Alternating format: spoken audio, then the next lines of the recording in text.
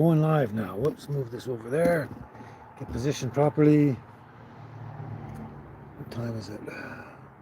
Oh, look, I've got 1 minute to spare. Going live. I got to set this up though. I forgot to do this.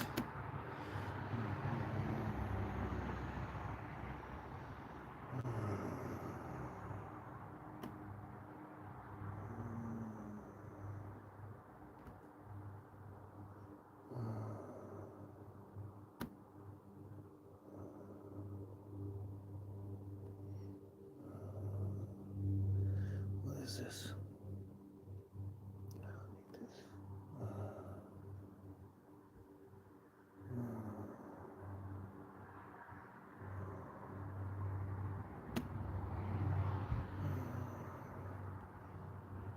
Okay. More technical difficulties. I'm supposed to be live right now, which I am.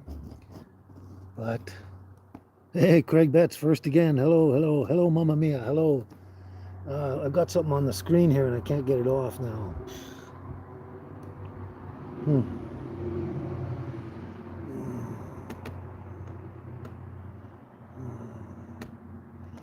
Finally, there we go. Oh, it always gives me, the laptop always gives me stupid prompts. Hello, Cat Free, how you doing? Hello, Valalenga, how you doing? Excellent to see you all here. Just trying to get in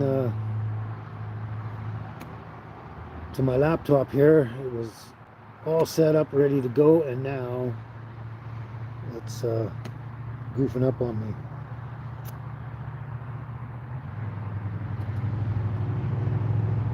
There we go. Now we're getting closer. Now we're getting closer. How's everyone doing out there? Let me know how you're doing.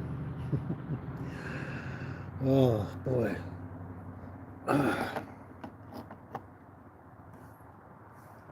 Oh, hello, Marilyn W. How you doing? How are you doing out there?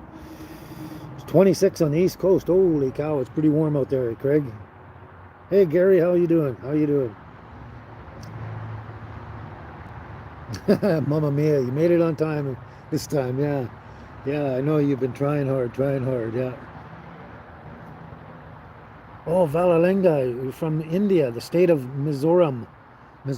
Hey, that's actually near the place, I don't even remember the name of the town, but it's where I buy my kilts from in Pakistan, I believe. It's nearby there somewhere, I hope. Either that or I'm just a little bit delusional on my maps and stuff like that, but I remember the name of that town for some reason. I think that's what my stuff gets shipped to before it gets shipped across the ocean to the UK. I believe that's what it is. Mizoram. A Mizo tribe. Mizo. So you like miso soup.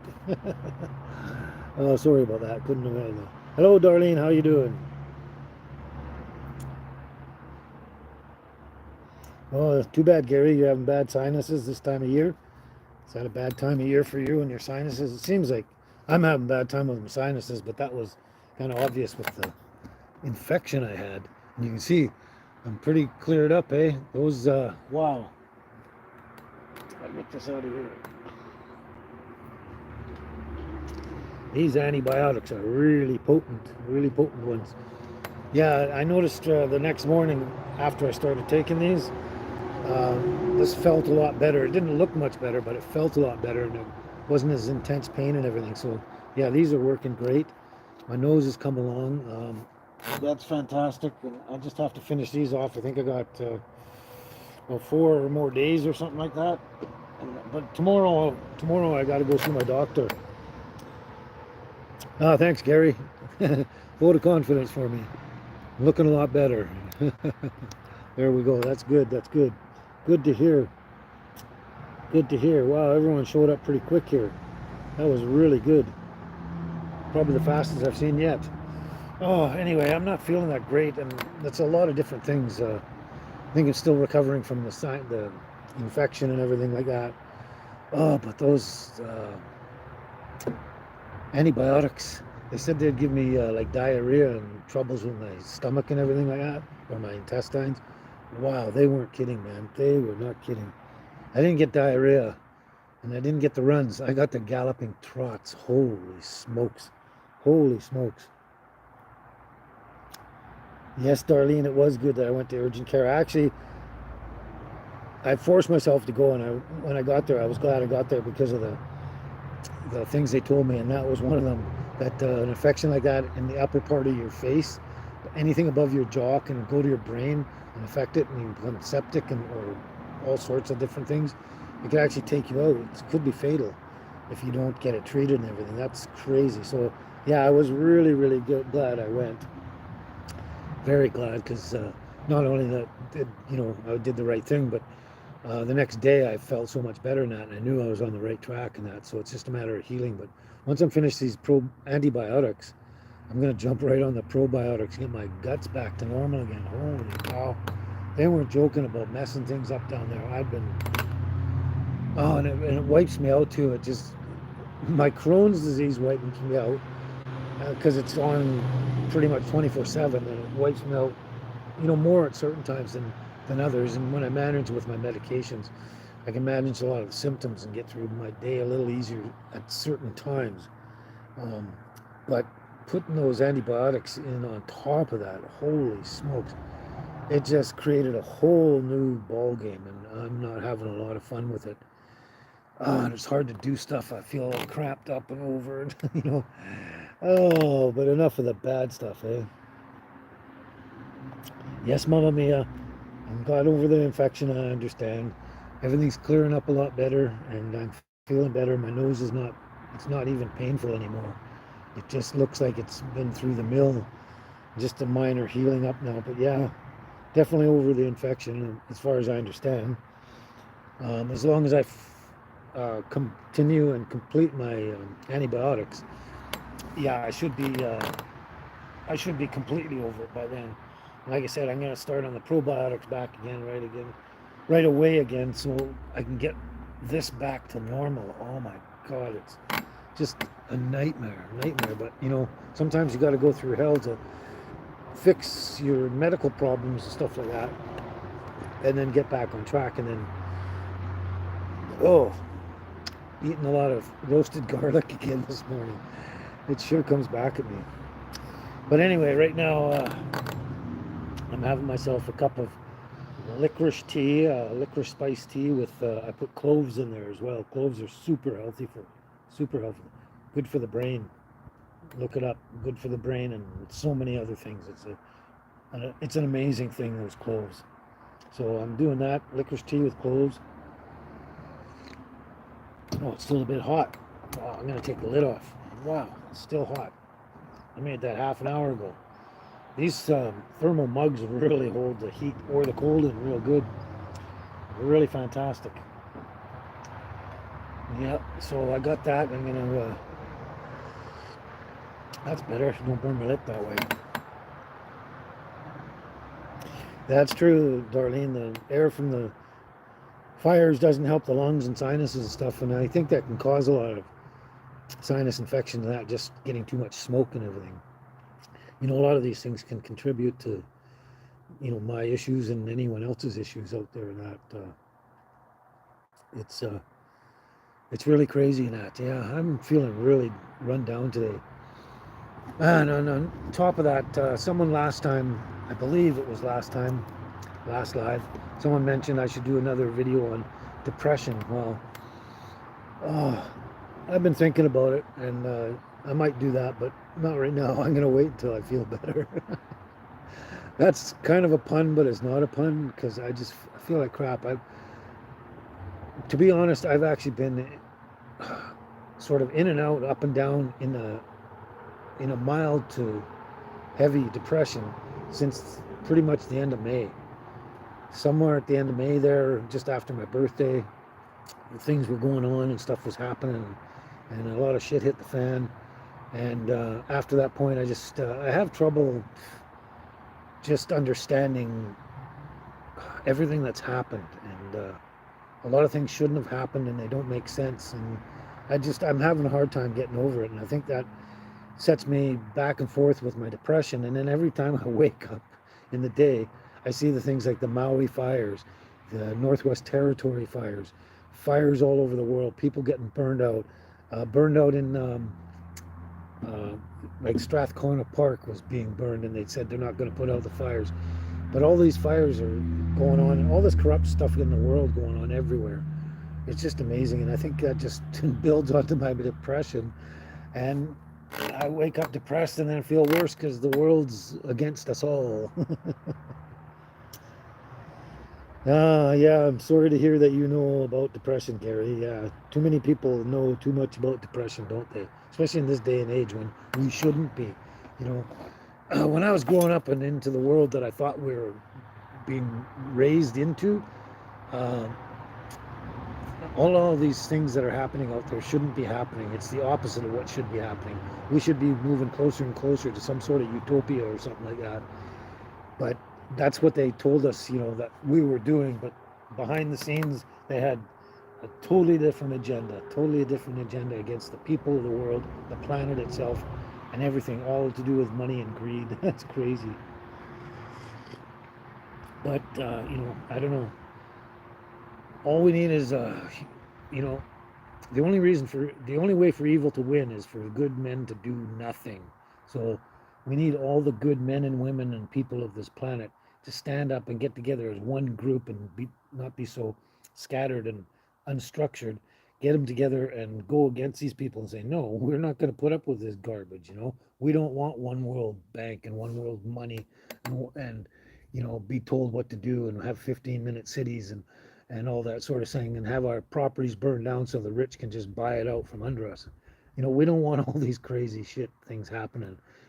So all the good people of the world need to band together and just say, no, we've had enough, and go against everybody. And I know there's a lot out there because I see a lot of good videos out there. People are just saying, hey, you guys out there. One guy, old guy, he went on a rant against Klaus Schwab and his WEF. Boy, did he put him down. He says, you think something about being attacked by a shark, and he says sharks, they go deep down and they look up and they come up at you from below. And he says, that's what we're going to do, Klaus. We're going to come up at you from below and take you out. And we need a lot more people like that. It's just getting too crazy out there and too depressing. And I have enough trouble staying on top of my medical conditions and depression and all that kind of stuff without the world going to hell in a handbasket. But hey, I guess it was prophesied, so we've got to see that part of it through too. So anyway, I could sit here and recite the Bible to you about all the prophecies and everything. What we have to put up with and what we can change in that, but that would just take up hours and hours and hours of the fun time we can be having right now. Man, this stuff is good. Real natural licorice root tea is very, very healthy for you. It's as healthy for you as ginger, turmeric, cloves, and all those wonderful things that they didn't want us to know about. They try and hide this stuff from us, but that's why it's coming out now. I hear that, Darlene, yeah. Dr. Ken Berry, yeah, but another guy was Jordan Peterson. I'm sure a lot of you know Jordan Peterson. If you don't, if you're in Canada, you must know Jordan Peterson. But yeah, he has a whole video on the carnivore diet where he eats nothing but meat. And that's fine, it works for some people, yes it does. But I also believe that there's a thing about eating for your blood type. There's a whole book on that. There's many books on it, but there's one really, really good book on eating for your blood type and having certain affinity with certain foods depending on what blood type you have. And I believe I'm an O negative or something, either O negative or O positive. And my food consumption list is not going to be the same as someone like Jordan Peterson, who's tall and lanky and probably has a blood type A something or B something or whatever. That does make a difference. But I will look into Dr. Ken Berry. That's someone I hadn't heard about. But I do believe a lot in, and I've been on ate nothing but meat for long periods of time and had no real ill effects. I just with all my conditions and that, especially the Crohn's and all that kind of stuff, I need to address it with, natural products, and that's vegetation usually. Really good products, but I will check into Dr. Ken Berry and see what he's got to say. But yeah, Jordan Peterson's daughter was very sick and ill for a long period of time. They couldn't figure out what to do. Doctors couldn't, they're throwing stuff at her, couldn't change anything in that. And then she followed her dad's advice and program and started going on a totally meat diet. And she got healthy right away, and she's never been healthier. And they're both total carnivores now, and they swear by it, which is true. I believe it. I do believe in it. And like I say, it really depends on your own blood type, because I can tell by looking at both Jordan and his daughter that they're both pretty much the same blood type. They're both a little taller, lankier, thinner, whatever. Whereas the O types are much stouter and broader and stuff like that, heftier. Hello, Glenn Dome. How you doing? Glad to see you show up. Cool. Cool. Hey, Steve. How's it going?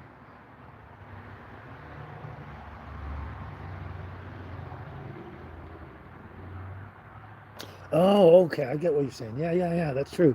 And that's very key. Yeah. Like I got my little diary up in my head. When it comes to food, that's one thing I can keep a track on in my head. Like other things I have to write down, make notes and stuff, so go back and read them, check on things. But with my food diet, I can keep that up here because it's my number one thing is ever since my health went down the tubes, like at least 17 years ago, and I've been fighting to get it back ever since. I'm really focused on food, and most of the stuff is up here. Only key things I write down. But yeah, that's true. Steve says, hey, Steve, how are you doing? My buddy Steve. He says a food diary helped him, as food takes time to show symptoms in the body, and it does.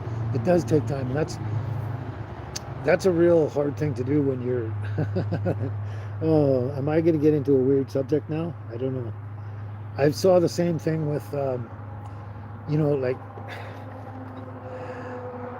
men have been doing this for the beginning of time, the beginning of mankind. But you go to the bathroom and you turn around, you look and see what's there, and you judge what's going on with your body like that, right? Well, that's not a very good example, because the food takes time to go through your body, and the effects you see right then and there in the bowl are not necessarily the effects of what's happening with the food that's going in your body. It's really challenging. So that doesn't help at all. But when you do the food diary and that, you write it down in the days and everything, and then you can pinpoint, let's say after 12 hours after eating such and such, or 24 hours after eating such and such, this is the way I felt. And if you see a pattern there, you'll know that food is either problematic or good, kind of thing. But yeah, that's good. Thanks, Steve.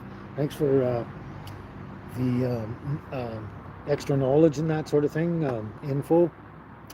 Doing a food diary, especially if you have any chronic or medical illnesses or conditions and that kind of thing, doing a food diary can help, because then you can correlate the times of when you have the food to what happens later on in your body, kind of thing. Yeah, very good. Yeah, I think inflammation is a big problem with most diseases and illnesses and medical conditions there, Steve. Yeah, inflammation is, especially when anything intestinal. You got Crohn's, diverticulitis, ileitis, jejunitis, ulcerative colitis. I can't remember any more of them, but any of those severe intestinal problems, inflammation is a big thing. And you have to address the inflammation, not only possibly through medication. The less medication, of course, the better, because that way you're just trying to improve it with food and natural products. That's the best way to go. But you got to get that inflammation down, and that'll help relieve a lot of your symptoms. Like inflammation can cause pain and other symptoms and things like that. So yeah, you got to keep the inflammation down, and that will definitely help. And that's probably almost number one on the list, is getting rid of that inflammation. Now, Darlene says inflammation is the root, I think, of all disease. There's a lot to be said about that. Kind of what I was sort of saying there. Inflammation is one of the first things that shows up, I think, in a lot of different medical conditions. But I think personally, I think the root of all illnesses, diseases, and negative medical conditions starts with stress. I think stress If you're stressed, it's going to bring stuff on. It will bring on just a simple common cold. It can bring on the flu. It can bring on a myriad of medical conditions. But I think stress is the number one root cause of practically every medical condition out there. I mean, that's just putting it vaguely out there and blanketing everything. But, you know, um, thank you, Darlene. Yeah, thanks. But yeah, stress, and then stress causes inflammation. Stress causes a lot of stress causes pain. Stress just is hard on your body parts, and whatever body part it's affecting that you need to do a proper job in your body, it's not going to do its job. And so when you get all these different parts of your body out of whack, then the whole body's out of whack. But yeah, stress and inflammation, definitely, definitely. Yeah. So anyway, yeah. So I lost my track of where I was kind of going with everything. But yeah, trying to get my medical situation back to square one again is probably not helping me overcome any type of depression, whether it's minimal or maximum depression, for whatever reason too. I mean, sometimes we're just sad. You know, it's not really a depression per se, but sometimes we're just sad. Those ones are probably the easiest ones to get over because you can figure out a reason. Well, I'm sad because my aunt, Auntie June, didn't show up. She was gonna, and I haven't seen her in mega years, and she's one of my favorite people, you know. And I'm sad that she didn't show up, but I'm not really depressed. Anyway, I could ramble on and babble on about that, couldn't I? Oh, this tea really helps. It's helping settle down my insides there. They were really bad this morning, really bad. I wasn't sure if I was going to make it or not, but I did. Anyway, going back to what you said a little while ago, Darlene, we're going to try the ketovore diet.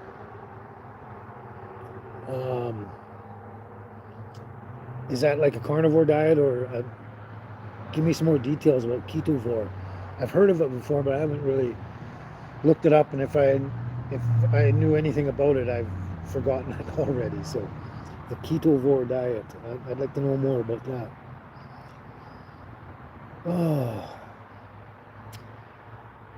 Oh, I want to bring up something. It was mentioned, I think, in my last video where I went to or my second last, I don't know which one, where I went to the clinic to check out my nose and everything like that, and I left the girls in the truck. I had to, in the parking lot, and I got a lot of flack on that video for leaving the girls in the truck, and saying that I shouldn't have left them in the truck in the hot sun and everything. And I clearly remember saying on that video that it was very cloudy that day and very cool and mild, and it was very nice. And the only reason I was parking in the parking lot and leaving the girls in the truck was because of that. And anyway, so I said I had fed the dogs. They had fed earlier, so they were fine there. I had a bowl of water in there, a large bowl of water for them, and I had 3 windows open, my 2 windows and my sunroof. They're all open. And then somebody said, "No, your windows weren't open." And it's like, what? I just said they were open, and I was there, not you. So don't tell me my windows weren't open. But anyway, I take very good care of my dogs. I would never put them in any harm in any way possible if I could avoid it. You know, I just wouldn't.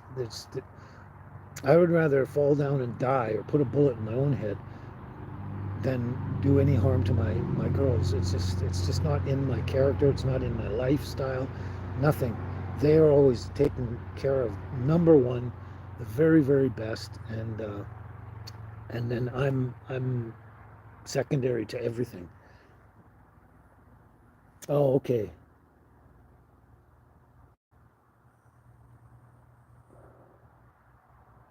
Oh, okay. I get it. I get it.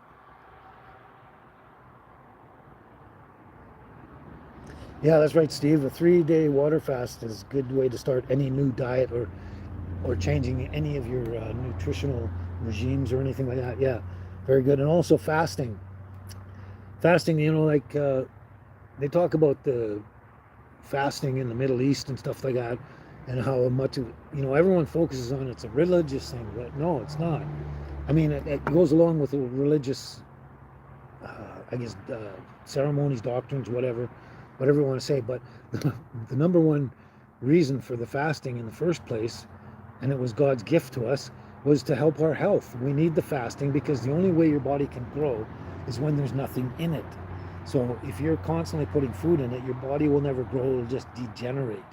And if you want to build your stem cells and regrow your protein mass in your body, you have to fast off and on.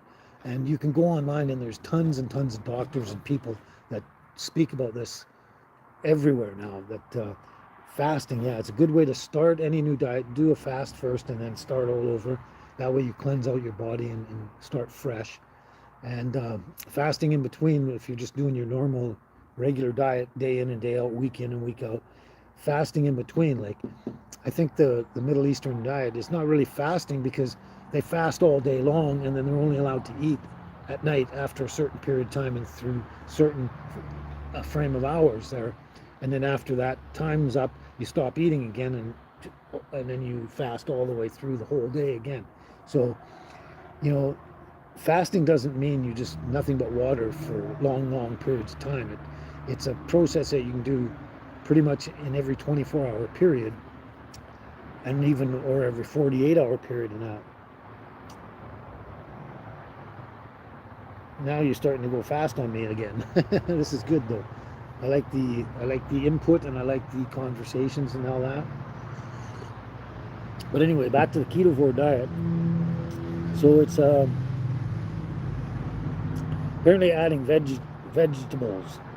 So you're on meats and fats as your basic, and then add vegetables to it, quality vegetables. And that's another thing I've been checking out on online. There's a lot of other people out there, but one that sticks out is Sadhguru. He's an East Indian guru, and he's got a lot of great information on diet and nutrition and everything. And there's a lot of vegetables you shouldn't eat at all, like eggplant apparently. And he's got another nutritional expert that goes on his videos too, and on the sidelines, a woman, and she explains in detail about the plant product itself. But apparently eggplant should be banned. Apparently, that's not my words, that's coming from this other expert now. But there are other vegetables that you either shouldn't eat or shouldn't eat very much of, and the combinations of different vegetables. It's really, really fascinating about all this information. I'm going to sneeze now. Sorry.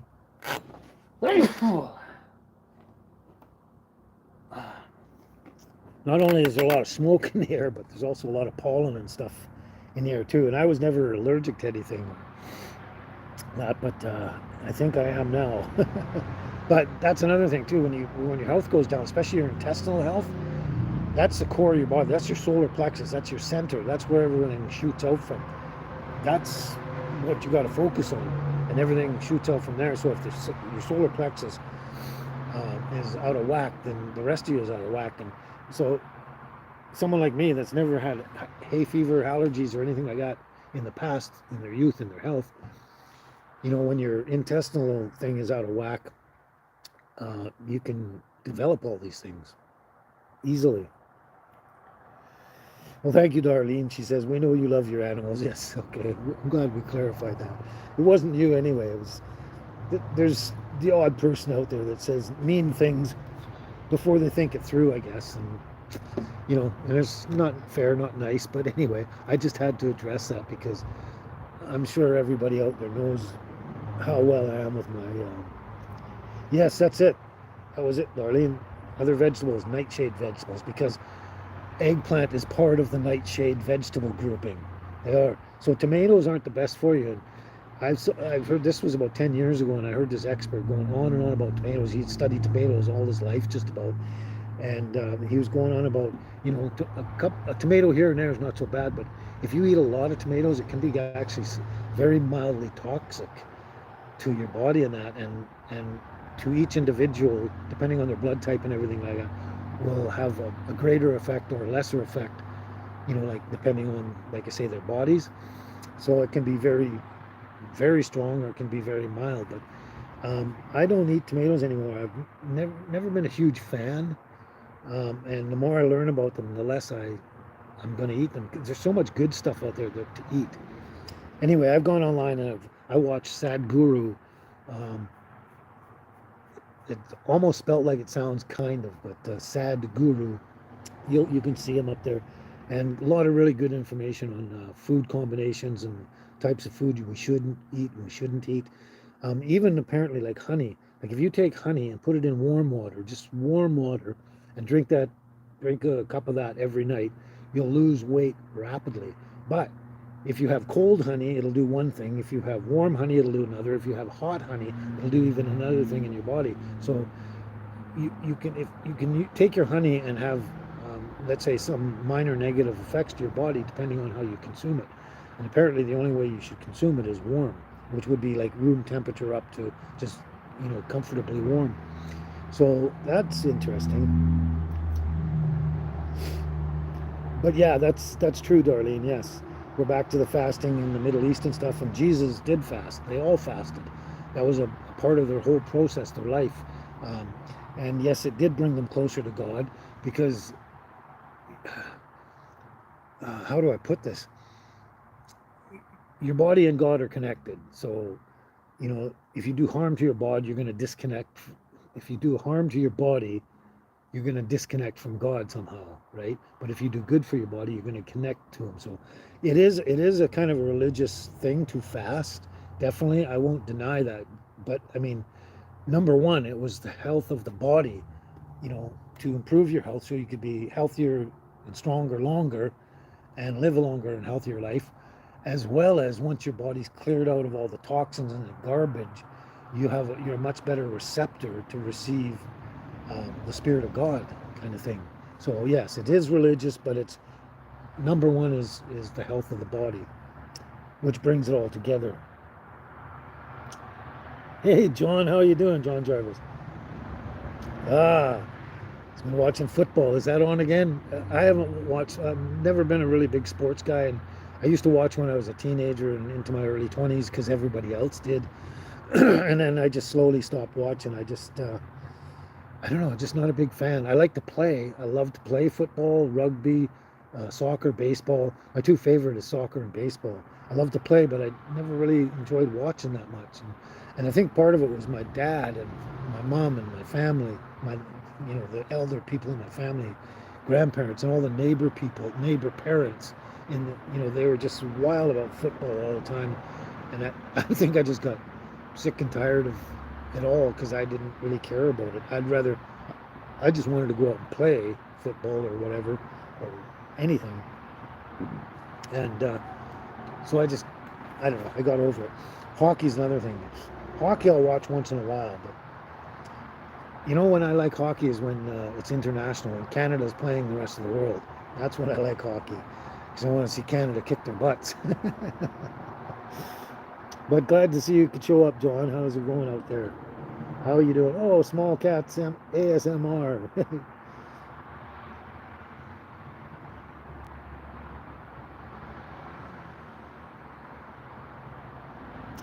Okay, well, glad you could show up. And yes, I am feeling better.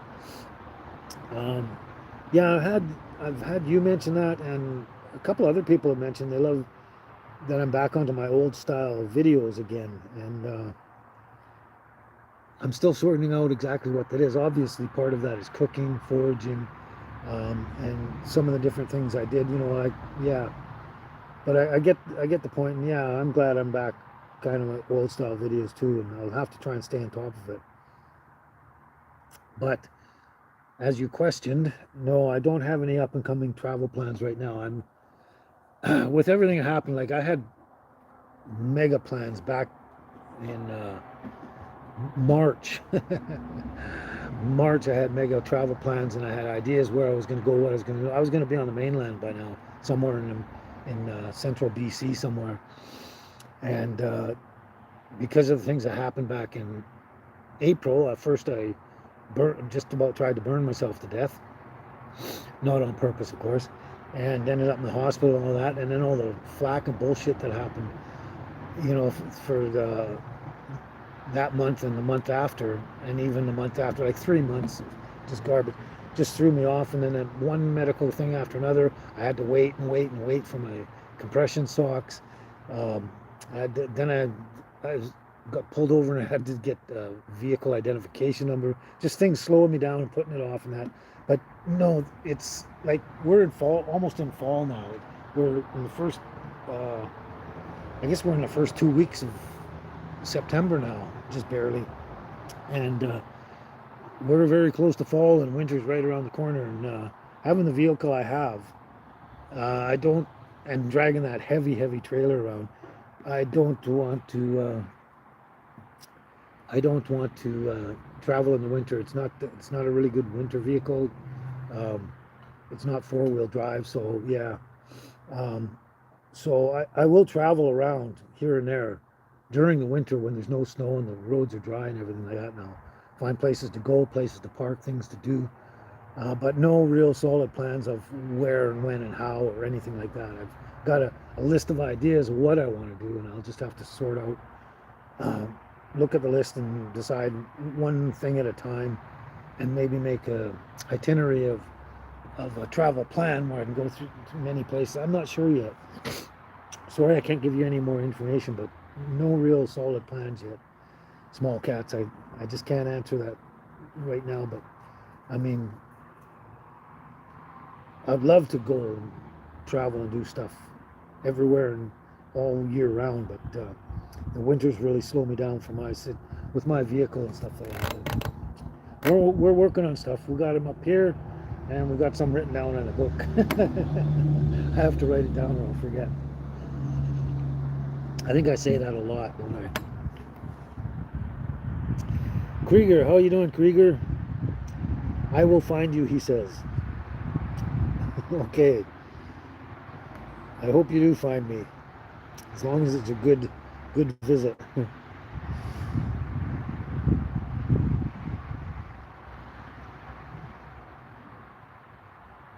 Yeah, you mentioned that last time, John. Your kids and grandkids come over and cheer for the Detroit Lions. Oh, that must be a great time. I mean, that's great. You know, if you got a family that's all gets into that sort of thing, and that's wonderful. And I wish I could enjoy it like everybody else does, but for some reason, it's just not me. Like I said, I get a lot of joy and thrill of going and playing the sport. Not anymore because I'm too old and feeble, and I wouldn't do any good out there. But except maybe in baseball, I could hit the ball, but I'd probably need a pitch hitter or the runner. I need a runner. Anyway, I'm glad, like a lot of people get a lot of enjoyment out. And I used to go to hockey games a lot back in my 20s, 30s, and 40s, my early 40s. And I loved to go because, it was a group of people, and it was camaraderie, and we'd get together and we'd go and, root for our home team, which for us was Canucks.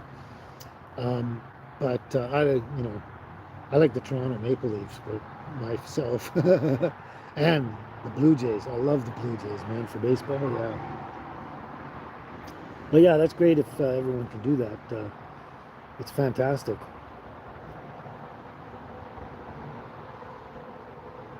Yes, small cats. My nose is looking a lot better. As soon as I got those antibiotics, the very next day I noticed a difference. And she said if it gets any worse, to come back straight away the next day. And it didn't get worse, and it felt a lot better. And then, each day after that, so far, it's getting better. But it's practically cleared up, just a residual. Oh, okay.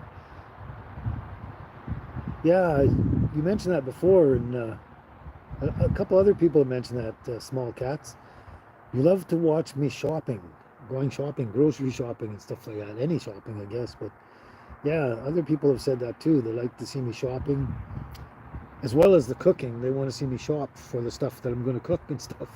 It's awesome, awesome.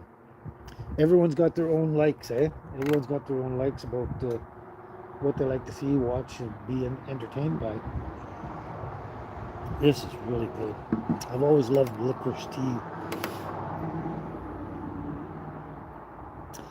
Yeah, Mamma Mia. That's what I was kind of referring to. In the Middle East during the Hijra month, Ramadan, Muslim fast from sunrise till sundown. That's right, yeah. But pregnant women and those with medical condition don't have to do so. And Christians also fast prior to Easter. That's true too. Thanks for the info and the update. But yeah, that's kind of what I was referring to. In the Middle East, they fast all day long and till sundown, and then they can eat during sundown for a period of time, and then they have to stop and go through the whole process again. But it's really healthy for your body. It cleanses out, and like they say, you're never going to heal unless you're asleep and resting. Like, body has to rest for it to heal. If you don't rest, sleep and rest, your body will never heal. It just can't. It needs that stop. And it's the same with fasting. If you want your stem cells to grow, your proteins in your body to build, and everything to get healthier, you need to keep it empty for a certain period of time, minimum. And whether you fast just within the 24-hour period, or whether you fast for a few days or weeks or that.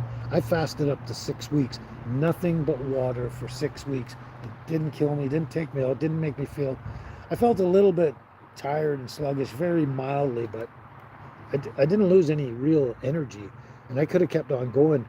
The only reason I stopped was I got really, really bored. When our whole lives revolve around eating food. That's what mankind lives for, is to live life and eat food, right? You got a minimum of 3 meals a day, and people are eating in between and all that. But food is the biggest thing in our life, and without it, I don't know, there's not a lot to do sometimes. You got to find things to do, and life can get boring because you go and work in your garden for a few hours. What do you want to do next? You want to go and have a meal, like a lunch or something. And then you have your lunch, and then you go back and do something else, maybe clean out the storage room, do all that. Then you go for dinner, you know what I mean? But all I'm doing is all day long just drinking water, like liters and liters of water all day long. Not a morsel of food of that for 6 weeks, and it just gets really, really boring. Uh, I don't know what to come up with to alleviate that boredom, but that's why I started eating again. And of course, you start really lightly, have some soup and maybe some crackers and stuff, and very light, well-cooked vegetables, and then slowly eat a little more and more until you get back into it again. Yeah, somebody understands, totally understand. Life gets in the way. I hear you. Yeah, thanks, Small Cats. And then just confirming, Small Cat says, yes, cooking and shopping. Cooking, shopping, and cooking go hand in hand.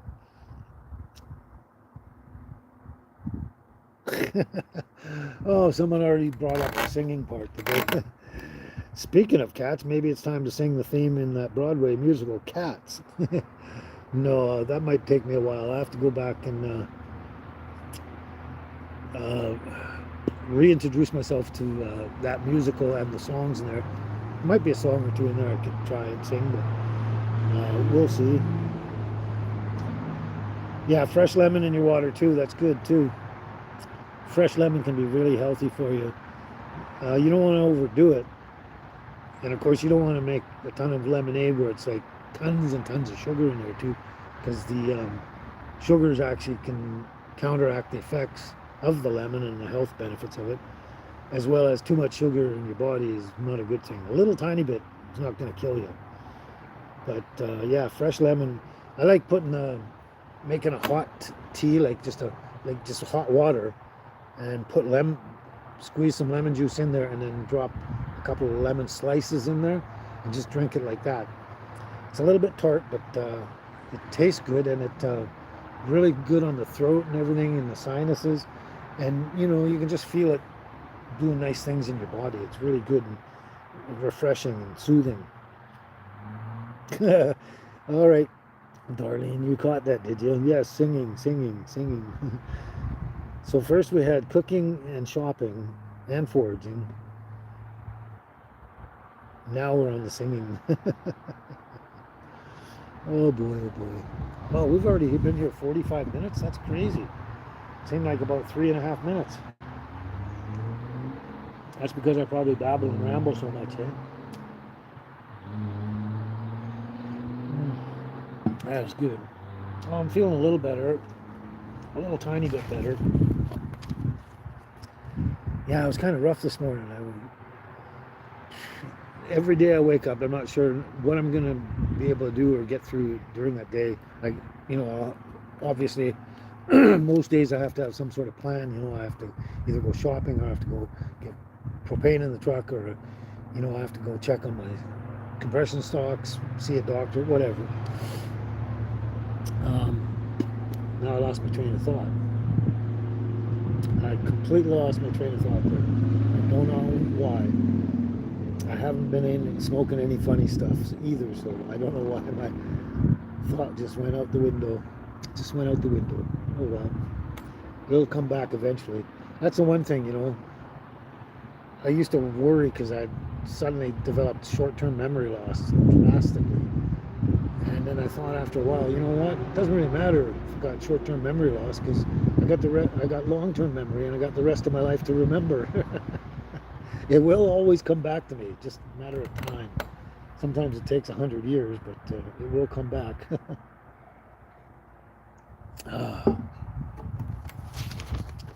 So again, I don't get enough time in my life. I know I mentioned this many times before.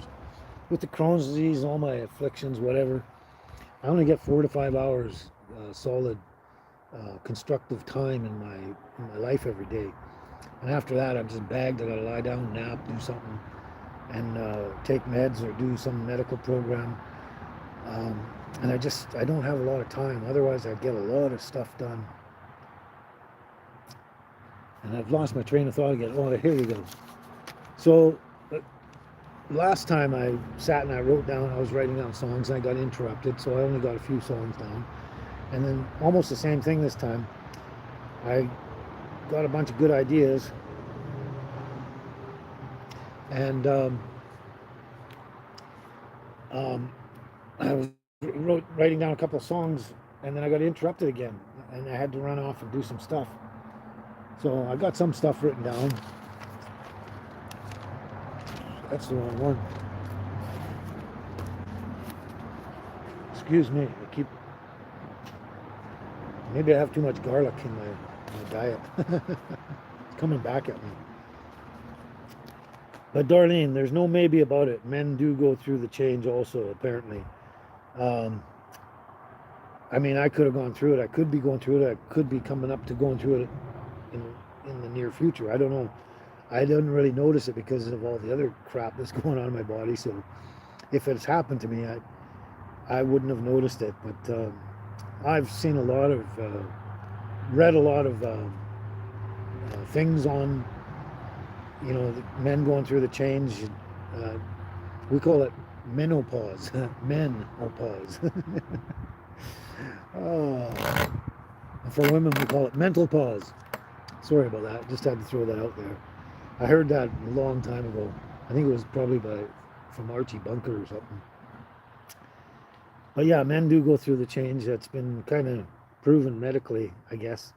I've seen a lot of videos, a lot of things I've read about it and everything like that. They talk about it.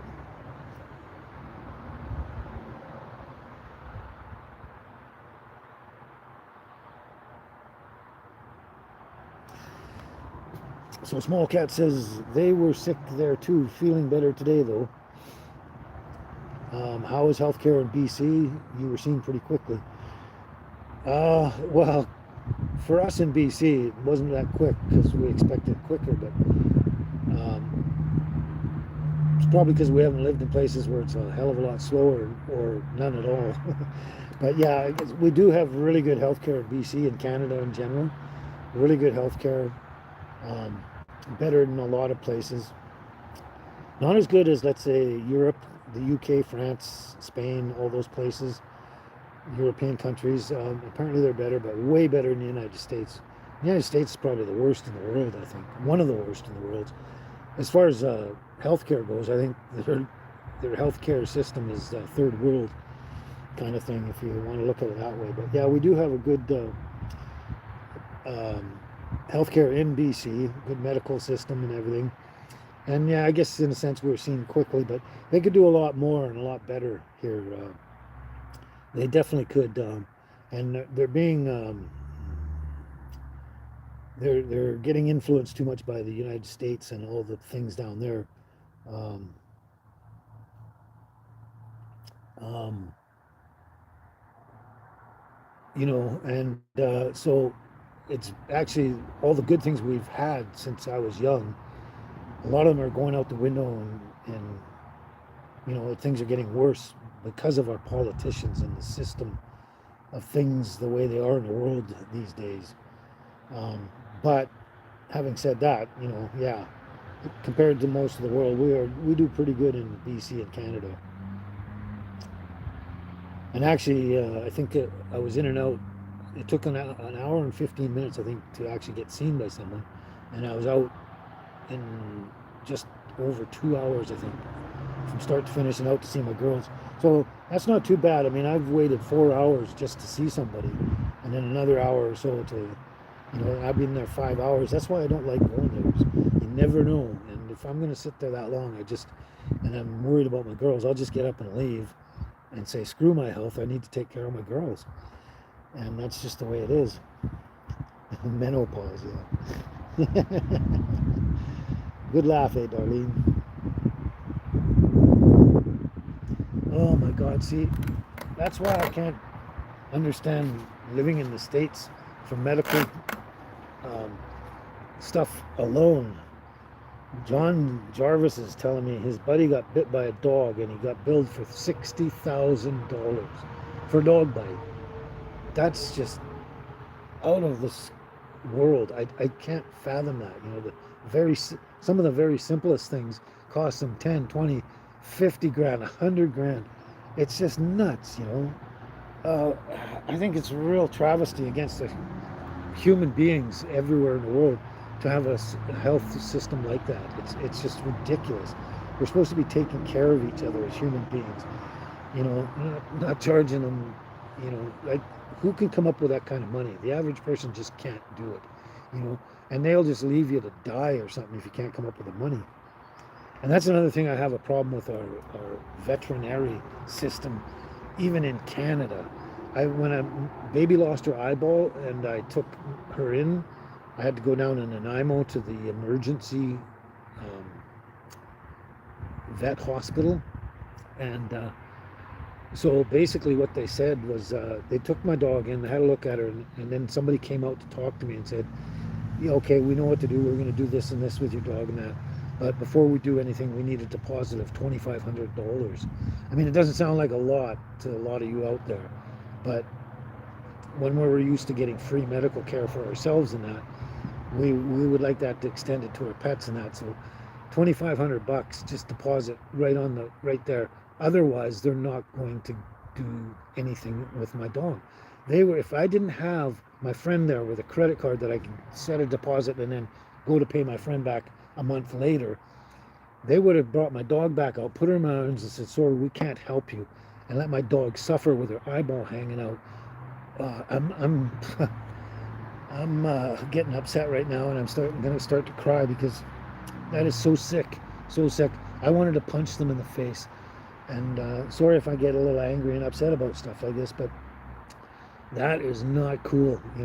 Someone walks in there with something and they don't have $2,500, 3 grand, 5 grand, whatever.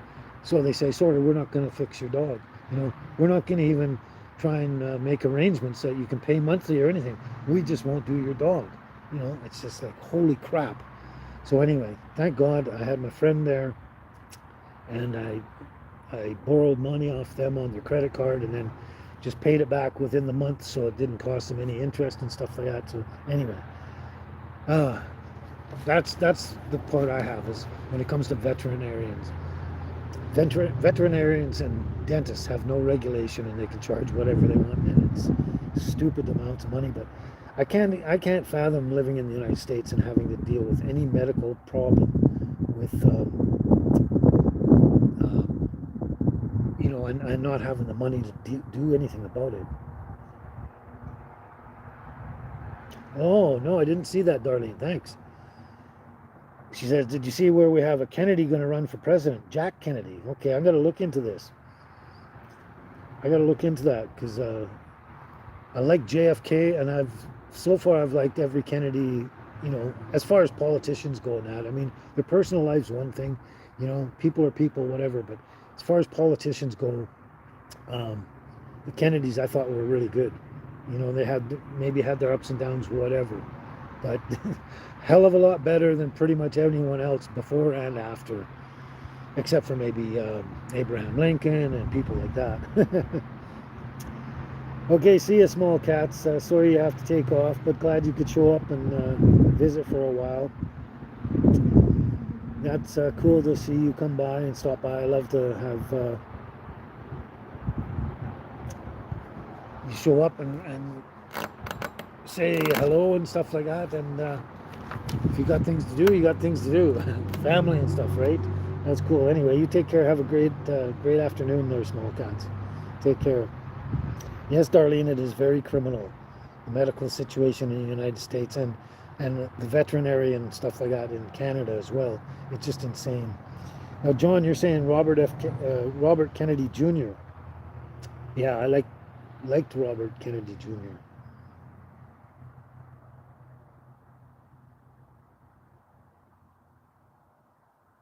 Now, if I'm not mistaken, he died in the plane crash. That's the one who died in the plane crash, right? He was a true statesman. Yes, yes, yes, yes, yes, yes. That's what Mamma Mia says. The Kennedys, true statesmen. Yes, they were. Yes, they were. But the corruption of the planets and the one percenters and that have been infiltrating things since pretty much the beginning of time really make it hard for anyone good to be a good president or premier or whatever, and actually turn things around and do things right for their citizens. I mean, look what we got in Canada now. This Trudeau guy, like, I don't know, he's the worst I've ever seen in the world anywhere, including the United States and all. He's just terrible. And I don't understand how he keeps getting away with the things he's doing, and why we just don't throw him out. We have the right in Canada, in the United States, we have the rights to get rid of people for non-competence or anything else, throw them out and get someone in there that we want, that'll run things the way we want them to. But there is a power in this world, we call it the 33rd degree, and they are running everything, and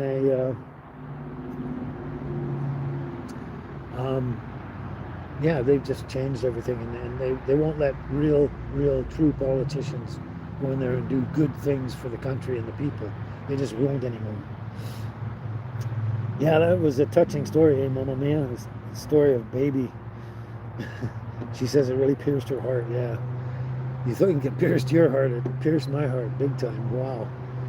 Yeah, but yeah, they took care of it, and it was all good in the end. But yeah, I just think it's very tragic and criminal the way things are going with not just humans, healthcare, and medical stuff in North America, but especially with the vets and everything like that.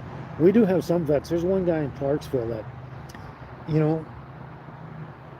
let's say it's going to cost you $3,500 to do something to fix your dog and make them healthy again, otherwise they're going to die or whatever.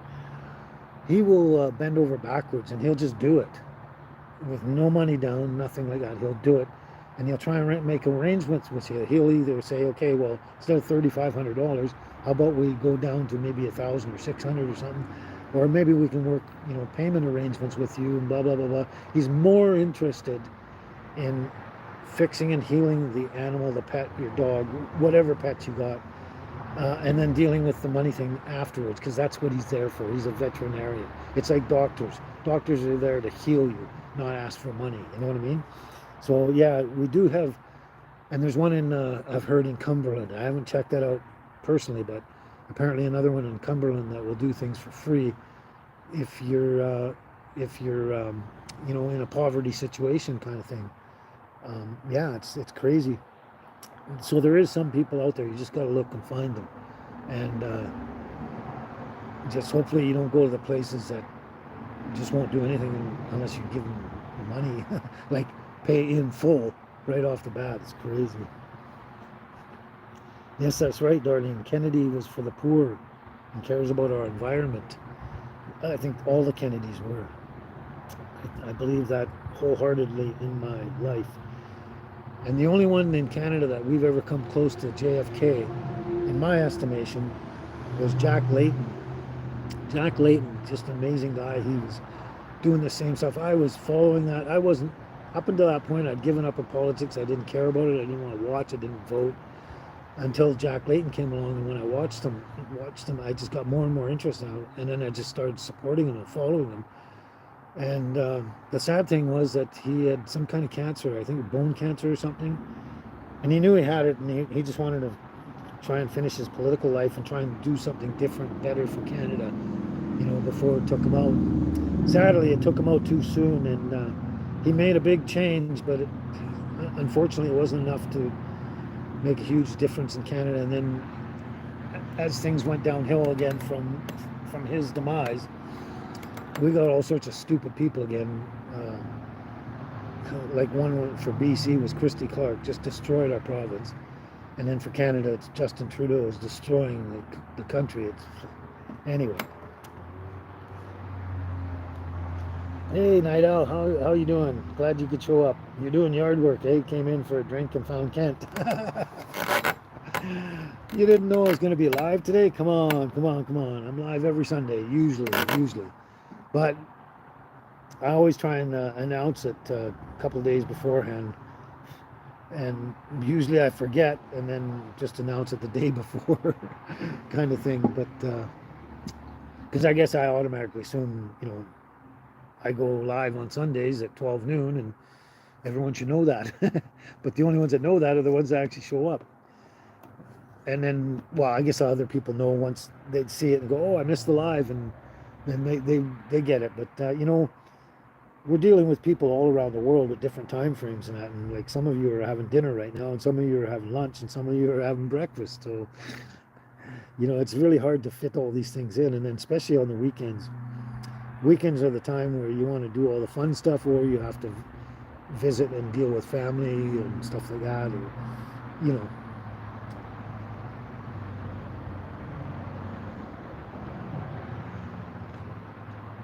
But yeah, after this weekend of work and yard work, I haven't actually, I'm still building the video, so I haven't even put it out yet, so you don't even know what I'm talking about. Anyway, I was working on a video that's going to hopefully be coming up. I don't know, we'll see. I do a lot of filming and then delete them because it doesn't fit or whatever, but I have to go out and get firewood. I was going to start my firewood program back in April of this year, except I had my explosion and got burned, went to the hospital and all that, threw everything off. But I was going to start collecting firewood, so I was ready by the end of August, have all the firewood I needed for the winter, and I wouldn't have to rush around. But now that we're almost in fall and it's actually getting a bit chilly, I've had the fireplace on about 4 times now, and the wood stove, and I have to run around and collect firewood now. Holy cow, we're at over an hour already. What the heck? Wow, that's crazy. But yeah, that's my next project. I might do that after we're done here today. I'm not too sure, but I got to get that soon because I don't want to be rushing around. And I certainly don't want to have to go and buy a real ton of those fire bricks. They're great, they burn well, and they heat the place good. The only drawback I found with those is that they leave behind a lot more residue than actual tree logs do. So like good Douglas fir doesn't leave a lot of residue, whereas those bricks do. But anyway, they're kind of expensive in the long run when you have to buy that many. I got to buy, if I was to rely on those alone for the winter, I'd have to buy a minimum of 100 dozen of those fire bricks. So I want to avoid that. I'm going to go cut down my own stuff real soon here.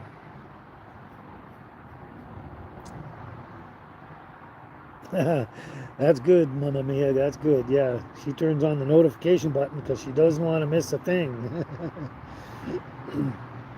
As the song goes. Yeah, I think a lot of people have the notification on, but things have happened with my channel back in, I'm going to say around June-ish, right after the end of May there in June, and that things happened with the channel. Things have gone downhill a little bit. And I'm working on trying to turn that around so you actually get more notifications that I'm out there with my regular videos and my lives and all the notifications. But those things have dropped off a bit because of my algorithms, I guess, are down and kind of. Mamma Mia says that's a song candidate. Okay, because I don't want to miss a thing. I'll have to look that one up. I should write that down so I don't forget, right? Anyway, that's the wrong book again. Ah, get this out and see what we got here.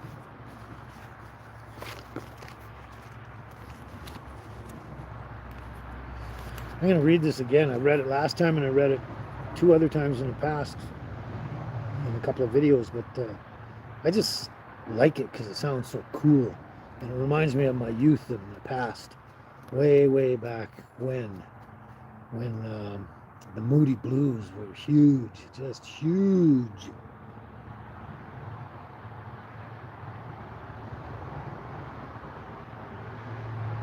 So, Night Owl, you were going to do yard work yesterday, but the storm came out of nowhere. Thunder, lightning. Wow, crazy.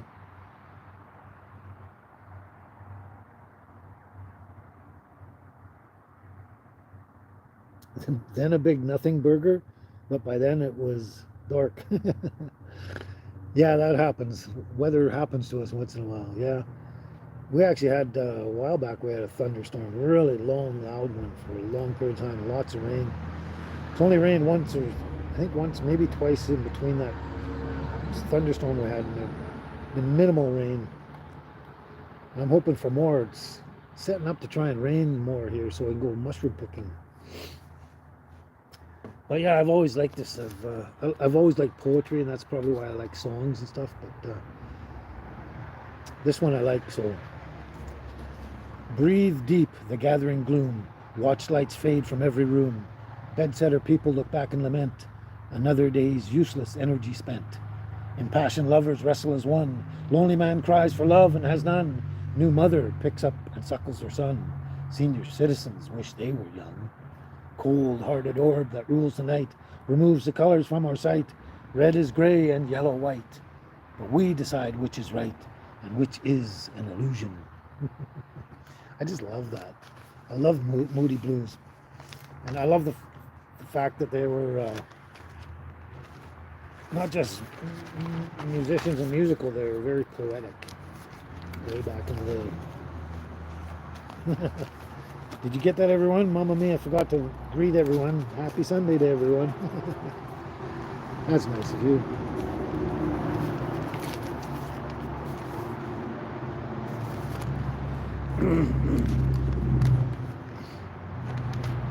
I don't know what to do. Oh yeah, so I was interrupted a while also, so I wrote down a few songs. Yeah, isn't that a great poem, Darlene? That's great. I love that. I'm working on other poems too, because I used to do a lot of poetry when I was young. Like the Rhyme of the Ancient Mariner, the longest poem I've ever written. I used to have most of that memorized. It's 45 minutes long, and I had most of it memorized.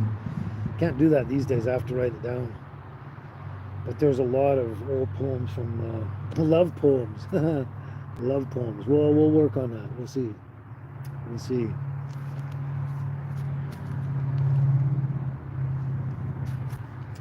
Anybody here seen my old friend Abraham?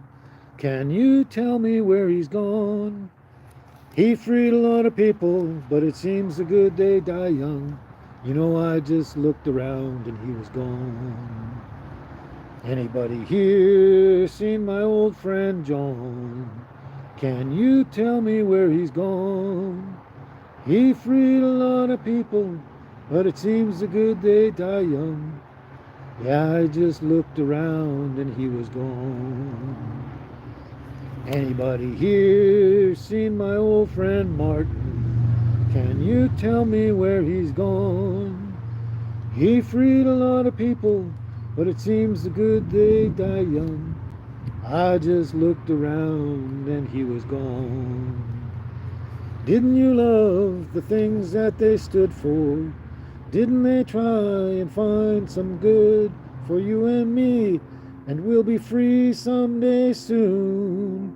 It's gonna be one day. Anybody here seen my old friend Bobby? Can you tell me where he's gone? I thought I saw him walking up over the hill with Abraham, Martin, and John. Speaking of the Kennedys and presidents and such, that wasn't such a good one. Oh my God, the wind just picked up like crazy. Everything's trying to fly away now. Holy cow. Wow. It was cloudy, getting cloudier now. The wind just came up real hard and strong. Wow. It wants to blow my camera over.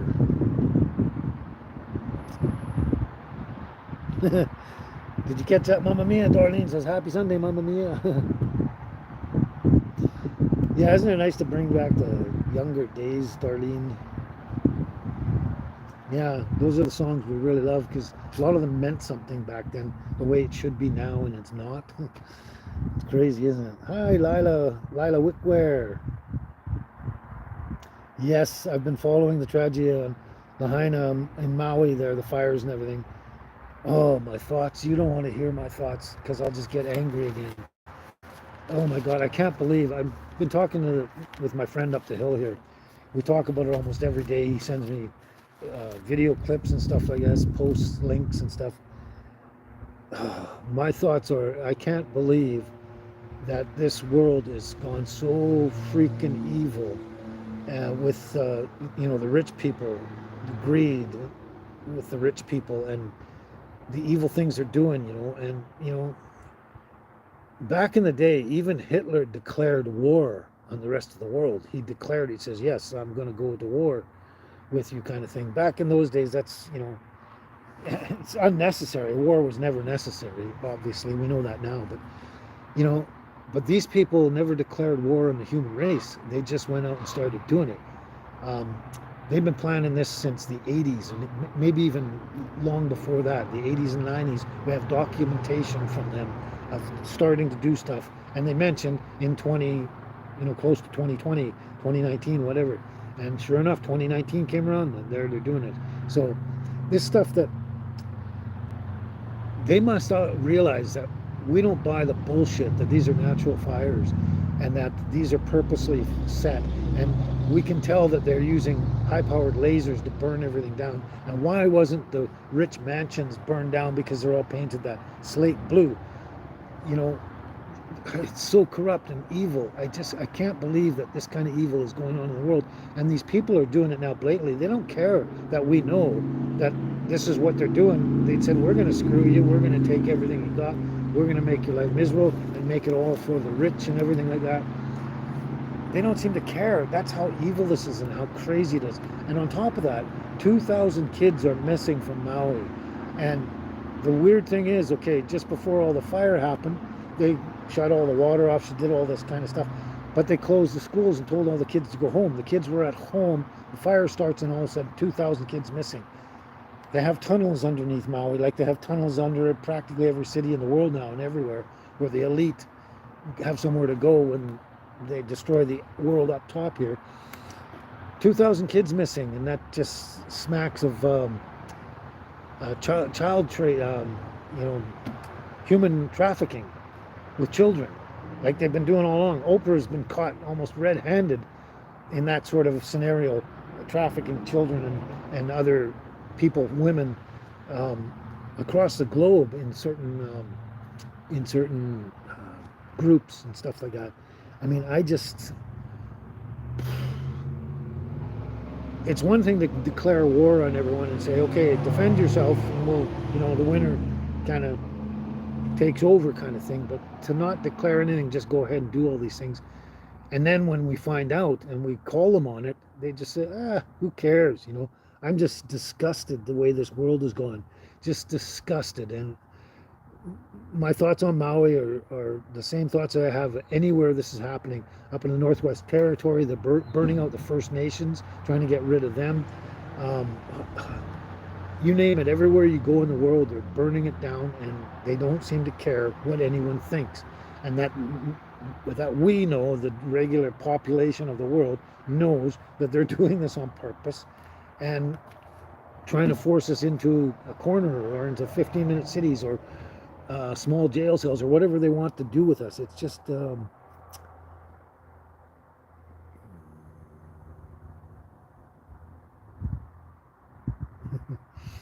yeah, that's that's just my minimal thoughts on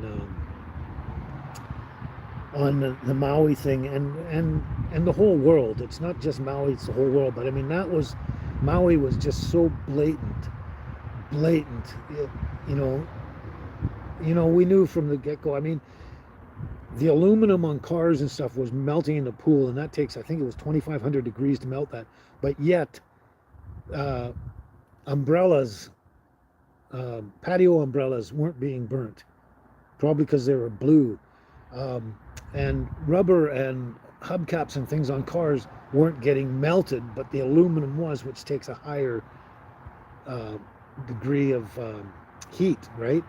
It's just a lot of that stuff wasn't adding up, and man, I don't know. I just can't believe this happened, and I can't believe that a lot of people, common people, the people that should be running the world and looking out for each other and running a really good world for everybody, don't group together as a big group and go out and take these people out. I don't necessarily mean kill them. I mean just destroy their plans and lock them up in jail and take their money away and rebuild the world the way it's supposed to be. I just don't understand. But a lot of it goes with the prophecies, and the prophecies have to be fulfilled to some degree. And we were warned about it, and warned not to worry about too many things happening in the world, because all these things must come to pass. So there is that, but I can't believe this is happening. I can't believe the callousness of these evil people, that they just don't care about human life in any way, shape, or form. Just their own gratification and satisfaction. Oh my God, it's sick. It's just absolutely sick. So, Lila, those are my thoughts on, just some of my thoughts, the mild thoughts on Maui and the rest of the world and all that's going on. I could go on and on for hours about that, but I'd get angrier and angrier and then start making lots more noise. But anyway, it's terrible, terrible.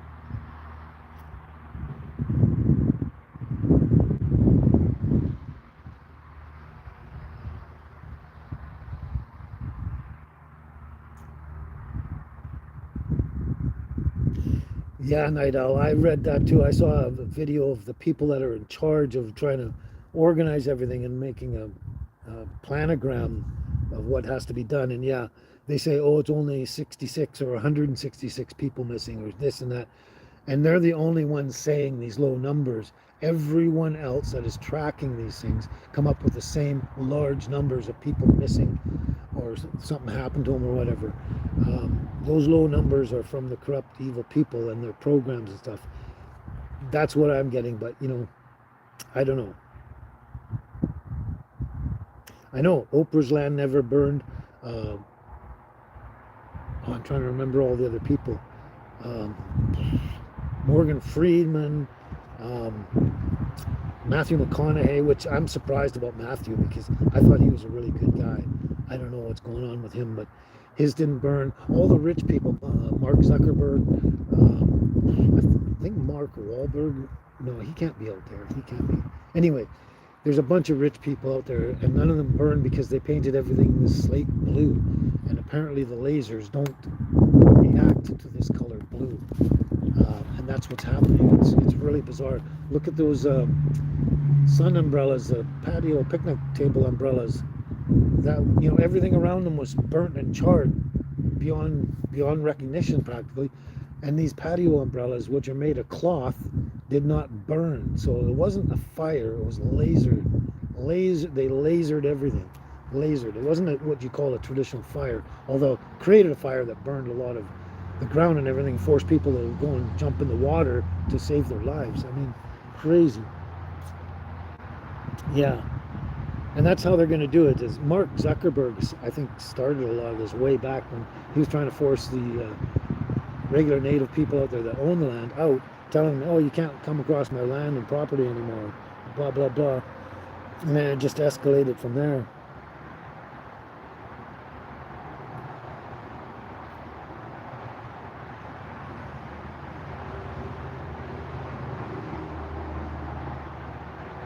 Yeah, it's very true about that color blue. Everything that was painted that color blue did not get burnt. And everything that was painted that color blue was owned by rich people. And that's what they're doing is they devastate the land and go, oh, well, your land's useless now. Here, we'll give you a bunch of money. We'll give you $700 to buy your land on. To someone who's broke, poor, desperate, has no, their land is fried and everything like that and struggles to get by day, money's going to be a big help to them. But no, my idea about Maui is I think everyone that owns land that got burnt and that, or the regular average people, I think every one of them should deny selling their land to anyone at any price. I don't care how much it is, because the land will grow back. It's not gone. The land is still there and it will grow back. And if you bring in the proper dirt and soil and stuff like that, you can grow your veggies on that burnt land and start it going again. Um, the planet and the land is very resilient. Um, they can't. I mean, the only way for them to win, I guess, is them to just keep burning it every time you rebuild it. But I think everyone should not sell their land to anyone who's rich, and just try and rebuild on their own land.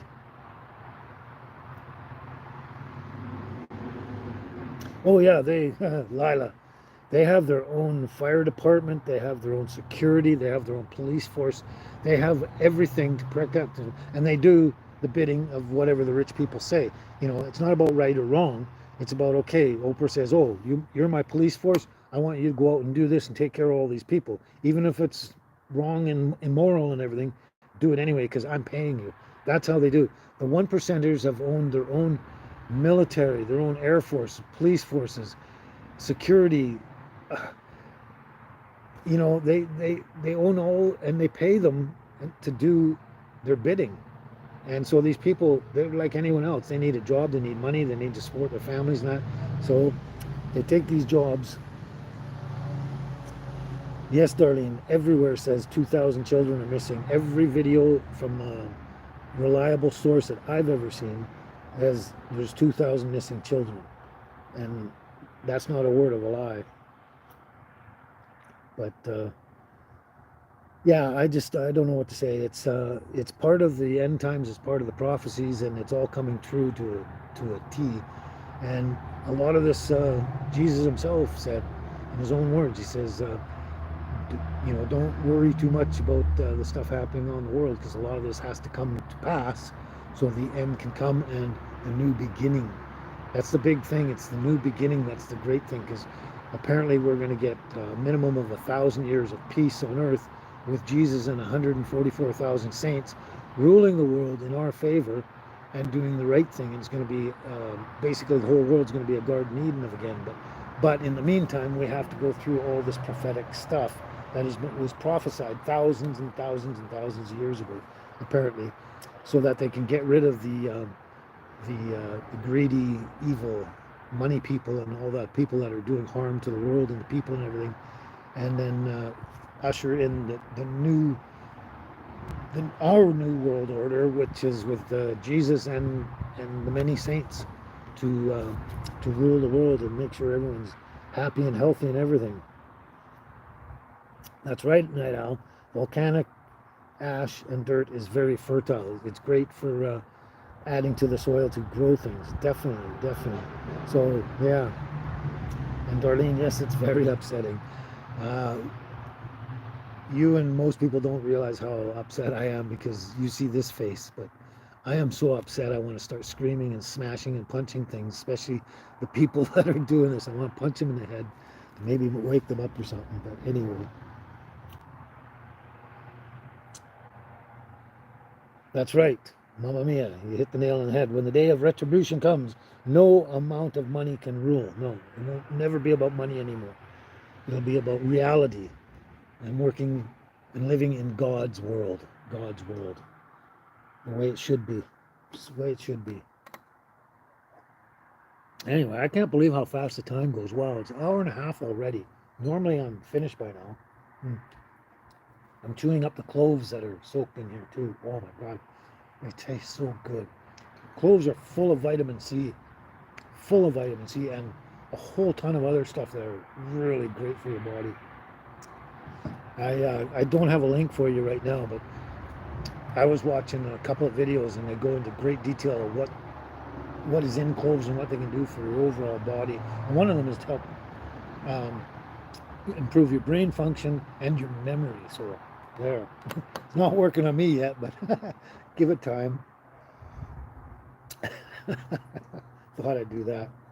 So I love to squeeze out the tea bags and get all of the tea. Mm. Okay. You had your therapy today? What kind of therapy is that, Darlene?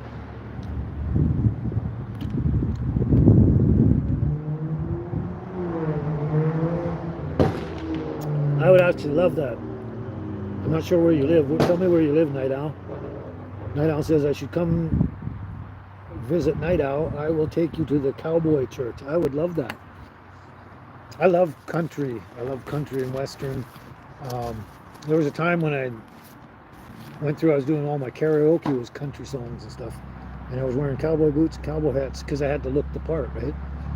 So yeah, North Alabama. Oh, okay, that would be cool. I would love that. I would love that. Yeah. If I could, I would. Night Owl, I certainly would.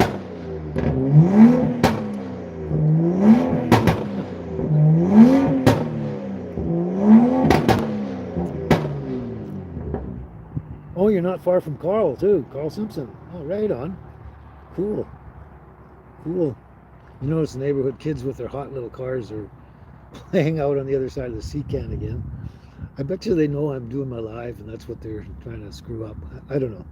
I'm just surmising or guessing, but. Oh, okay. Your therapy is just talking and listening to everyone. Oh, okay, that's cool. Yeah, that just in itself is get you leaps and bounds out of your situation, condition, out of your head.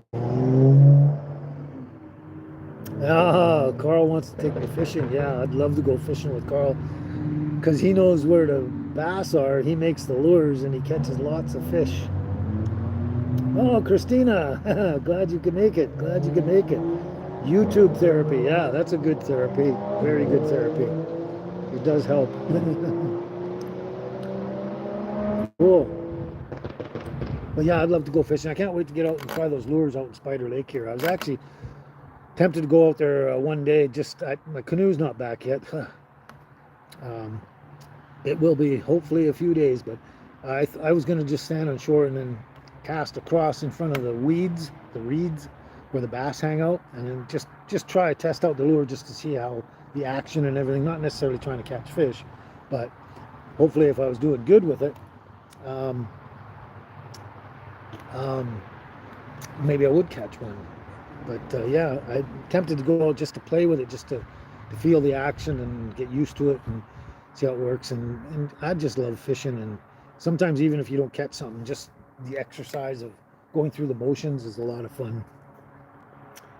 Christina, she says, Carl Simpson, what a great guy. Yeah, he is a great guy. He is a great guy. That's right, Mama Mia. Mama, he says, what? What's that noise? Only noise from the girls is welcome.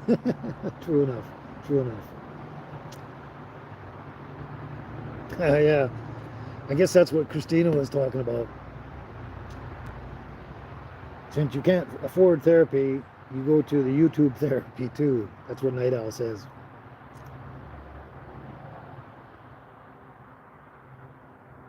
I will. I'll kiss and hug the girls for you, Mama Mia. Right after we're done here and I go back and see them, I will kiss and hug the girls for you, Mama Mia. Yeah. Yeah, Christina, we should all go fishing with Carl. That'd be cool. Carl makes the lures, he knows where to fish, and he catches lots of fish, so hey, we'd all get lucky. Yeah, but I'd love to go fishing down in the States and that too, because down in different places like Texas and Alabama and all that, I'm sure it's a different type of fishing in a lot of areas than it is up here in Canada. Like we don't have, well, we have some catfish here, not a lot, and I think they're mostly ocean catfish. I'm not sure. I'd have to look that into, but we don't have big, massive catfish like you do down there. And the bass fishing down in the States is just supposedly incredible in some states. Just incredible. And people spend their whole life and their money all on a boat and rig and gears and everything just to go bass fishing any spare chance they can. Crazy, eh? Crazy, crazy, crazy. Crazy, crazy, crazy. Okay. Since we're running down on time and I haven't done much, I've only done the one song, if you want to call it that.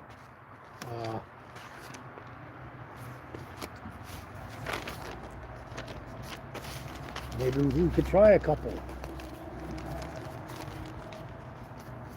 Or one anyway. So let's try this one out. This is another favorite guy of mine. He's been a favorite of mine for I'm gonna say since I was 19 or 20 or no, before that. My teenage years, yeah.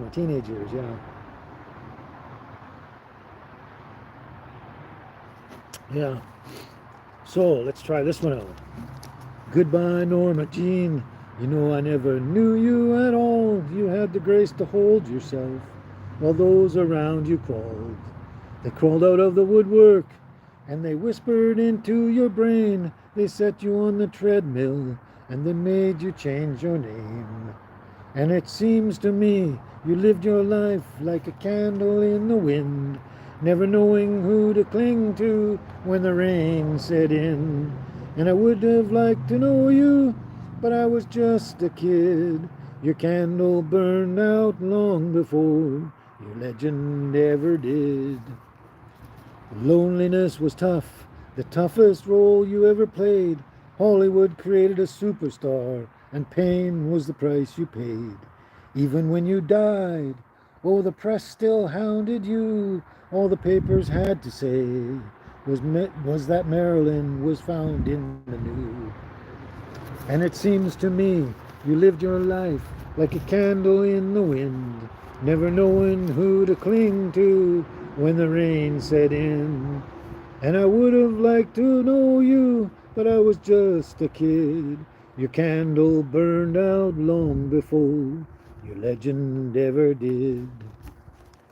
Goodbye, Norma Jean, though I never knew you at all. You had the grace to hold yourself while those around you crawled. Goodbye, Norma Jean, from the young man in the 22nd row who sees you as something more than sexual, more than just our Marilyn Monroe. And it seems to me you lived your life like a candle in the wind, never knowing who to cling to when the rain set in. And I would have liked to know you, but I was just a kid. Your candle burned out long before your legend ever did. Speaking of the Kennedys, he was involved with Marilyn Monroe.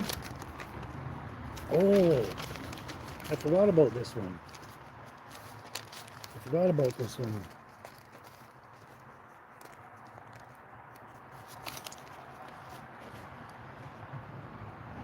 This is actually a song that, hey Carl, you made it. We were just talking about you. Late again, you fell asleep, eh? Yeah, we were just talking about you and your fishing lures, and we all want to come down there and you take us out fishing with your lures and teaching us how to catch lots and lots of fish.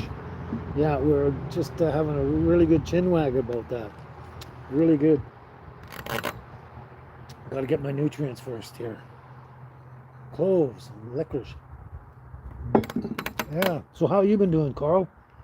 I keep looking at my lures and going, damn. I don't know if you heard me because you just showed up, but I was just telling everyone that I was tempted a few days back just to go out, even though my canoe's not ready, to go out and stand on the shore and cast across the reeds of the lake there and just test out the lure, get the action, feel it, know what I'm doing with it, get the right motion going. And if I happen to catch a bass or two in the meantime, that would be cool. But just to go out and play with it, because I love it. Just the action of Carl says, let's do it. Yeah, I wish we could. I would jump it if I thought I could do it, cross the border and all that kind of stuff.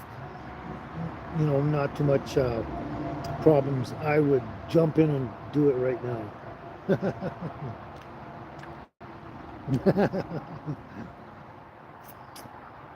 Yeah, Mama Mia said water therapy a while ago, and Night Owl says, Mama Mia, her water therapy is fill up the bathtub with hot water and soak.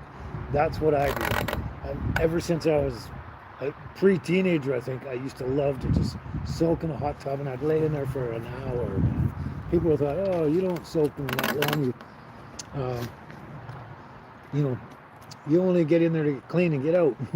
No, it's there to soak your bones and muscles and make them feel better, take the stress out and everything like that.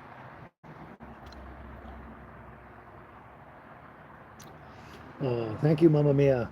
She says, thanks, Kent, for making our Sunday with your wit, little poetry, and some songs. Oh, that's cute. Slay. Haven't seen you before, have I? Slay. You love Stitch Stitch. You have to clarify a little more of that. You love Stitch Stitch. Glad you could show up and check it out. Yeah. Christina likes my term chinwag. That is the biggest problem with crossing the border for Canadians is health insurance. Oh my God. If you don't have health insurance, you might as well dig a hole and jump in and bury yourself down there because you'll never afford it.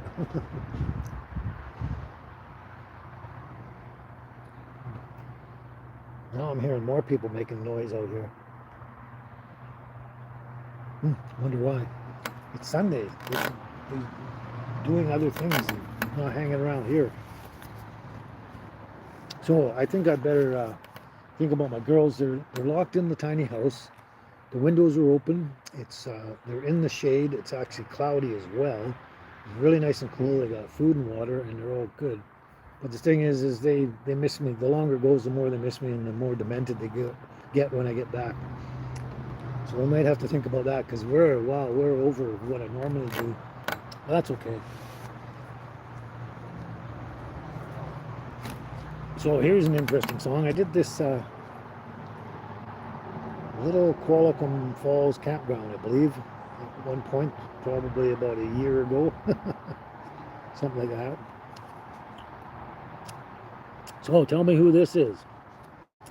If I listened long enough to you, I'd find a way to believe that it's all true, knowing that you lied straight-faced while I cried.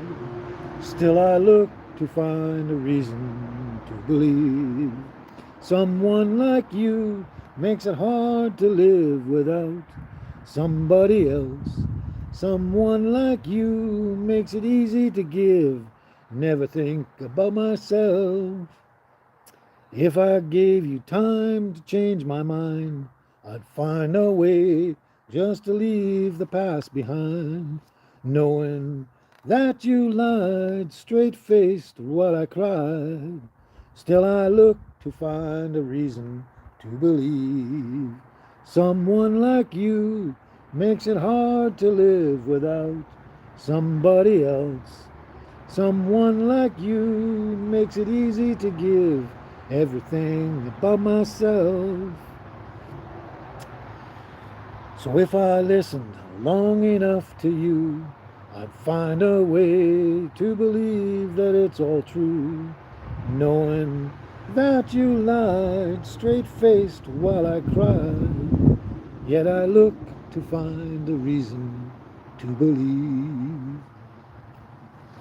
Who was that?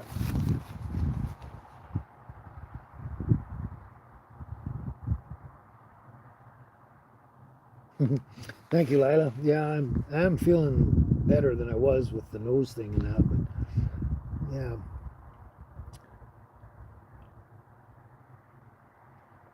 Still dealing with health stuff. No one's telling me who that was, besides me. Anyway, I like that one. Yeah. Takes me back a ways too. Now, I didn't realize we're getting on so far, but I had another one I was going to try out. And I wrote it down and practiced it all night long, but I don't know if we got time.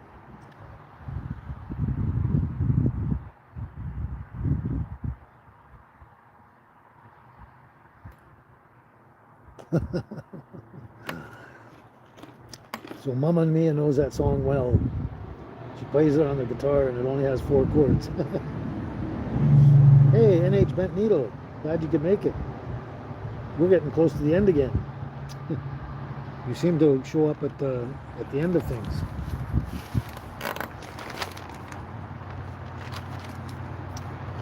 Well, this one here, I don't know if I want to do this today. It's a long one, but it's a really cool one, and I think everyone in the world loves this one. Maybe I should save it for next time, or maybe I should just do it now.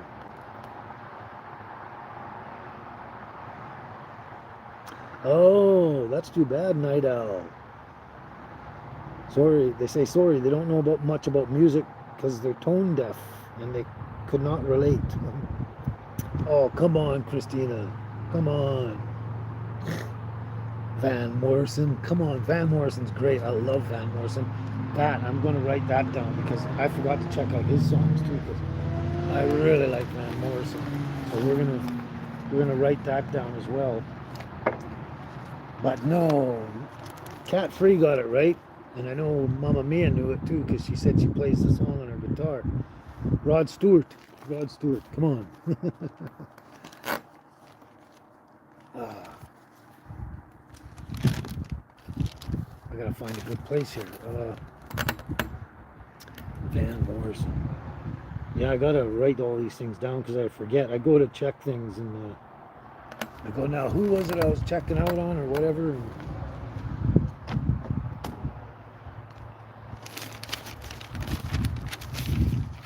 okay, since everything seems to be quiet on the Western Front, other than vehicles, my dogs aren't barking. They're probably fine and dandy, and it's nice and cool and relaxing. Why don't we just give it a try?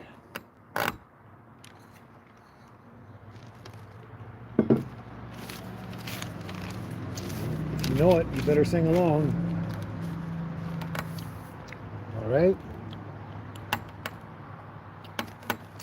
A long, long time ago, I can still remember how that music used to make me smile. And I knew if I had my chance that I could make those people dance, and maybe they'd be happy for a while. But February made me shiver with every paper I delivered. Bad news on the doorstep. I couldn't take one more step. I can't remember if I cried when I read about his widowed bride, but something touched me deep inside the day the music died. So bye bye Miss American Pie. Drove my Chevy to the levee, but the levee was dry, and them good old boys were drinking whiskey and rye, singing this'll be the day that I die, this'll be the day that I die. Did you write the book of love, and do you have faith in God above?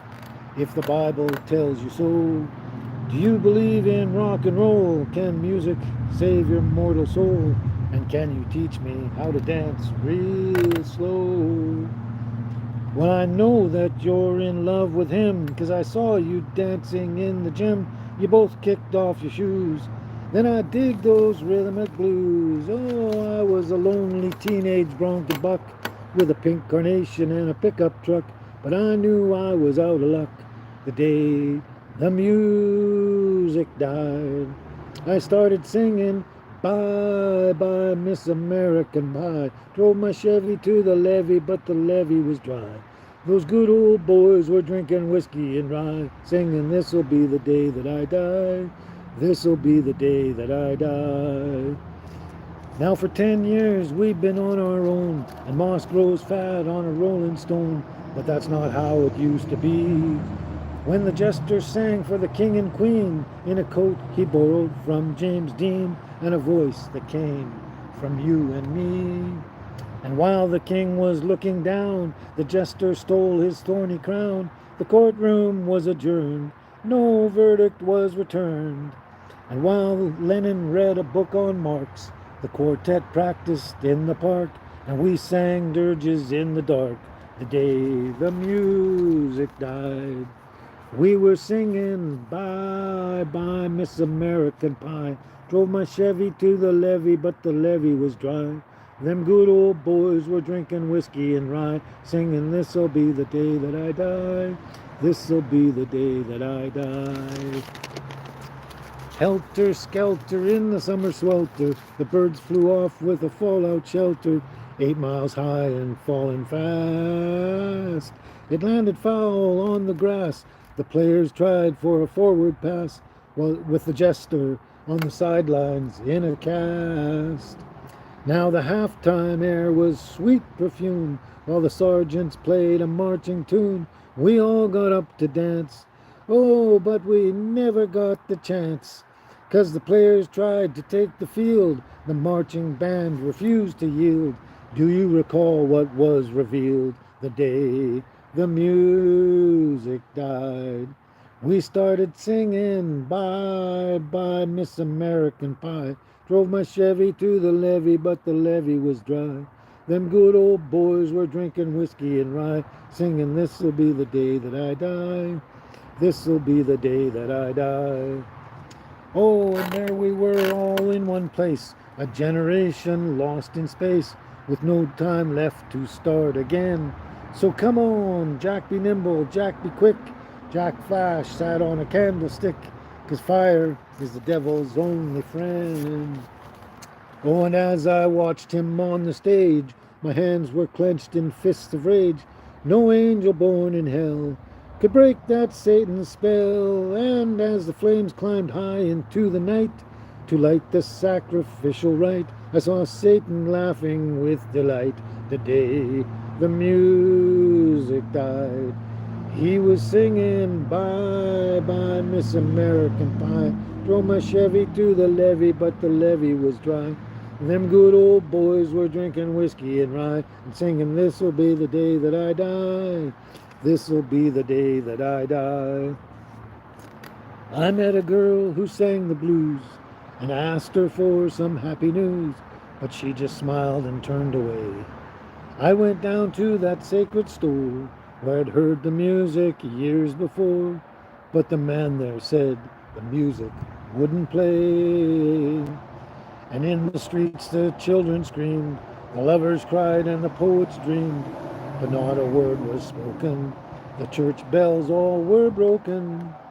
And the three men I admire most, the Father, Son, and the Holy Ghost, they caught the last train for the coast the day the music died.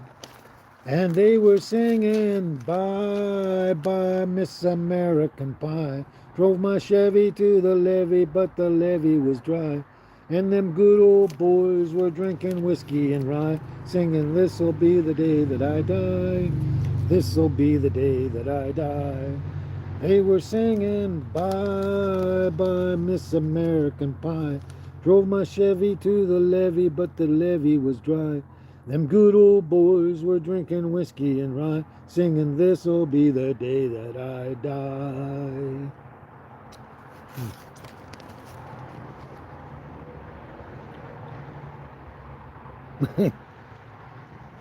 I'm not sure which one you're talking about, Cat Free.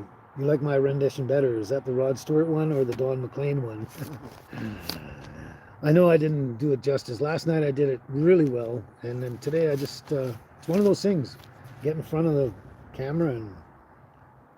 Oh, hey, Joe Ward, how are you doing? Glad you could show up. We're almost done here. From Sydney, Australia.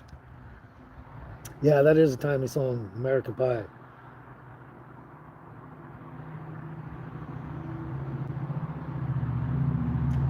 Tomorrow we remember the tragedy in New York, which changed the world forever.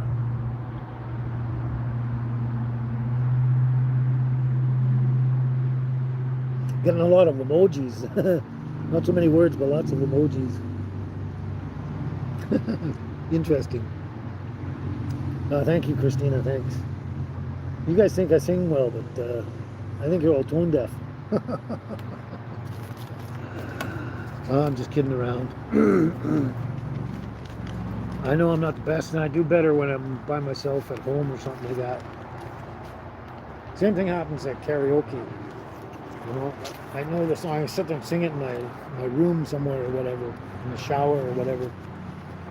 Then I get up on karaoke and they got the words there and everything, but the tune, it's just poof. Anyway, I'm glad I tried that out. Anyway, I might do it another day if I get it, if I learn how to do it even better. I think a lot of it has to do with there's no music. Yeah, so that's it for the songs and music today. I'm just trying to organize my paperwork and songbooks here. There we go. So, hope everyone's having a wonderful day. I hope you had a wonderful day hanging out with me. And yeah, that's one thing I should do. I should bring the girls over and have them near me here on leash or something, and I can show the girls to you so they're not as bored. These are my other songs. There we go. So that's it for our singing day. And I hope we caught up on a lot of things. Now, sing some Grateful Dead. Now you're really challenging me. Grateful Dead. Wow. I'll have to look into that. Jerry Garcia. I love Jerry Garcia. He's an amazing person. Just an amazing person. And, you know, did a lot of good music, too. Grateful Dead. I'm going to have to check that out, see if there's anything I can do. I don't get enough time in my days and that to sit down and write things down, and so I can go and research and look them up, so I have a huge list of stuff. So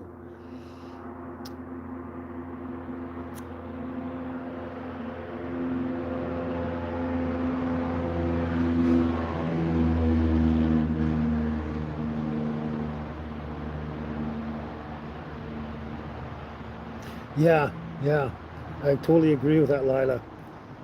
So disgusted with Oprah, she has enough money, if not more, to give quietly to the people in their hands, as it's the people that gave her the money in the past to raise her to fame. Yeah. I was watching another video. He called out Oprah and all the other rich people out there, and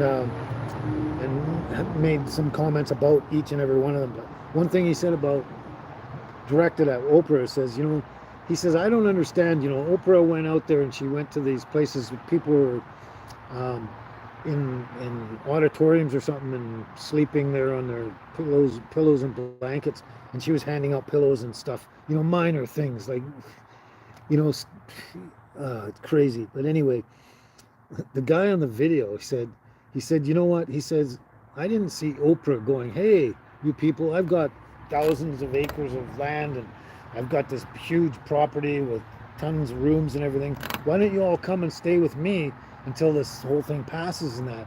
Which he said he would do if he owned all that property. And that's how he would react and how normal people would react in a situation like that, especially if they're rich and had lots of property and stuff.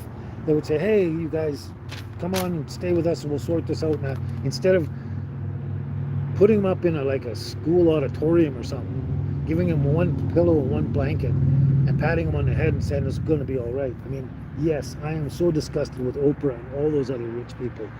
I mean, I can't believe this. We were discussing this a while back, and I can't believe the evilness that's going on in this world with these people, that they don't really care. And as far as I see now is, you know, oops, I went dead there for a second. The signal went off, went buffering. Yeah, I can't believe it. I can't believe that they don't even care that we know that they're evil and they're doing all this stuff and they just do it anyway. And, you know, they just don't care. They're just the worst people ever in the world. You know, they make Hitler and Lenin and Pol Pot and all those people look like, you know, little picnickers or something, like party goers compared to what they're doing now. And Christina says, everyone wear a blue tie. Or everyone wear tie-dye. Sorry. Words, yeah, Carl, yeah. I actually was looking up the Bee Gees, looking through all their songs, and a lot of them, they're hard for me to do, because The one guy's so high, the other guy, Barry, he's so low, and the other guy's in between. It's really hard to do their stuff because the guy with the high voice is the one that does most of the singing. But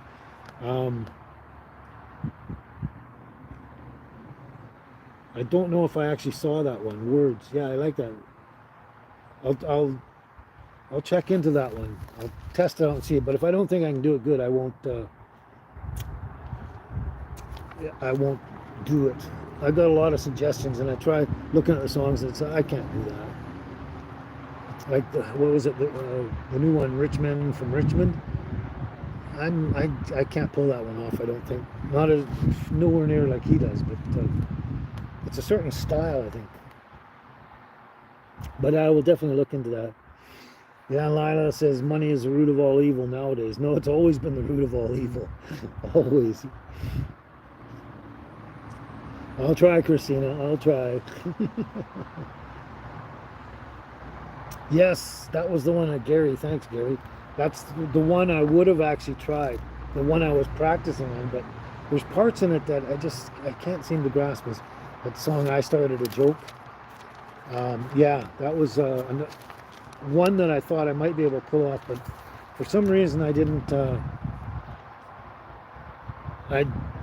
write it down, and I'm pretty sure it's because I didn't think I could pull it off well enough. I don't want to sound terrible. I don't mind being not so great, but I don't want to sound terrible. Because I know I'm not as good as all of you out there think I am, but I'm probably better than I think I am.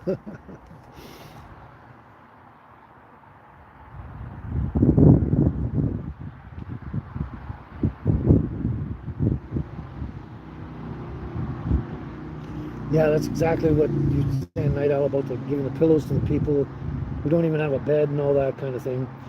Yeah.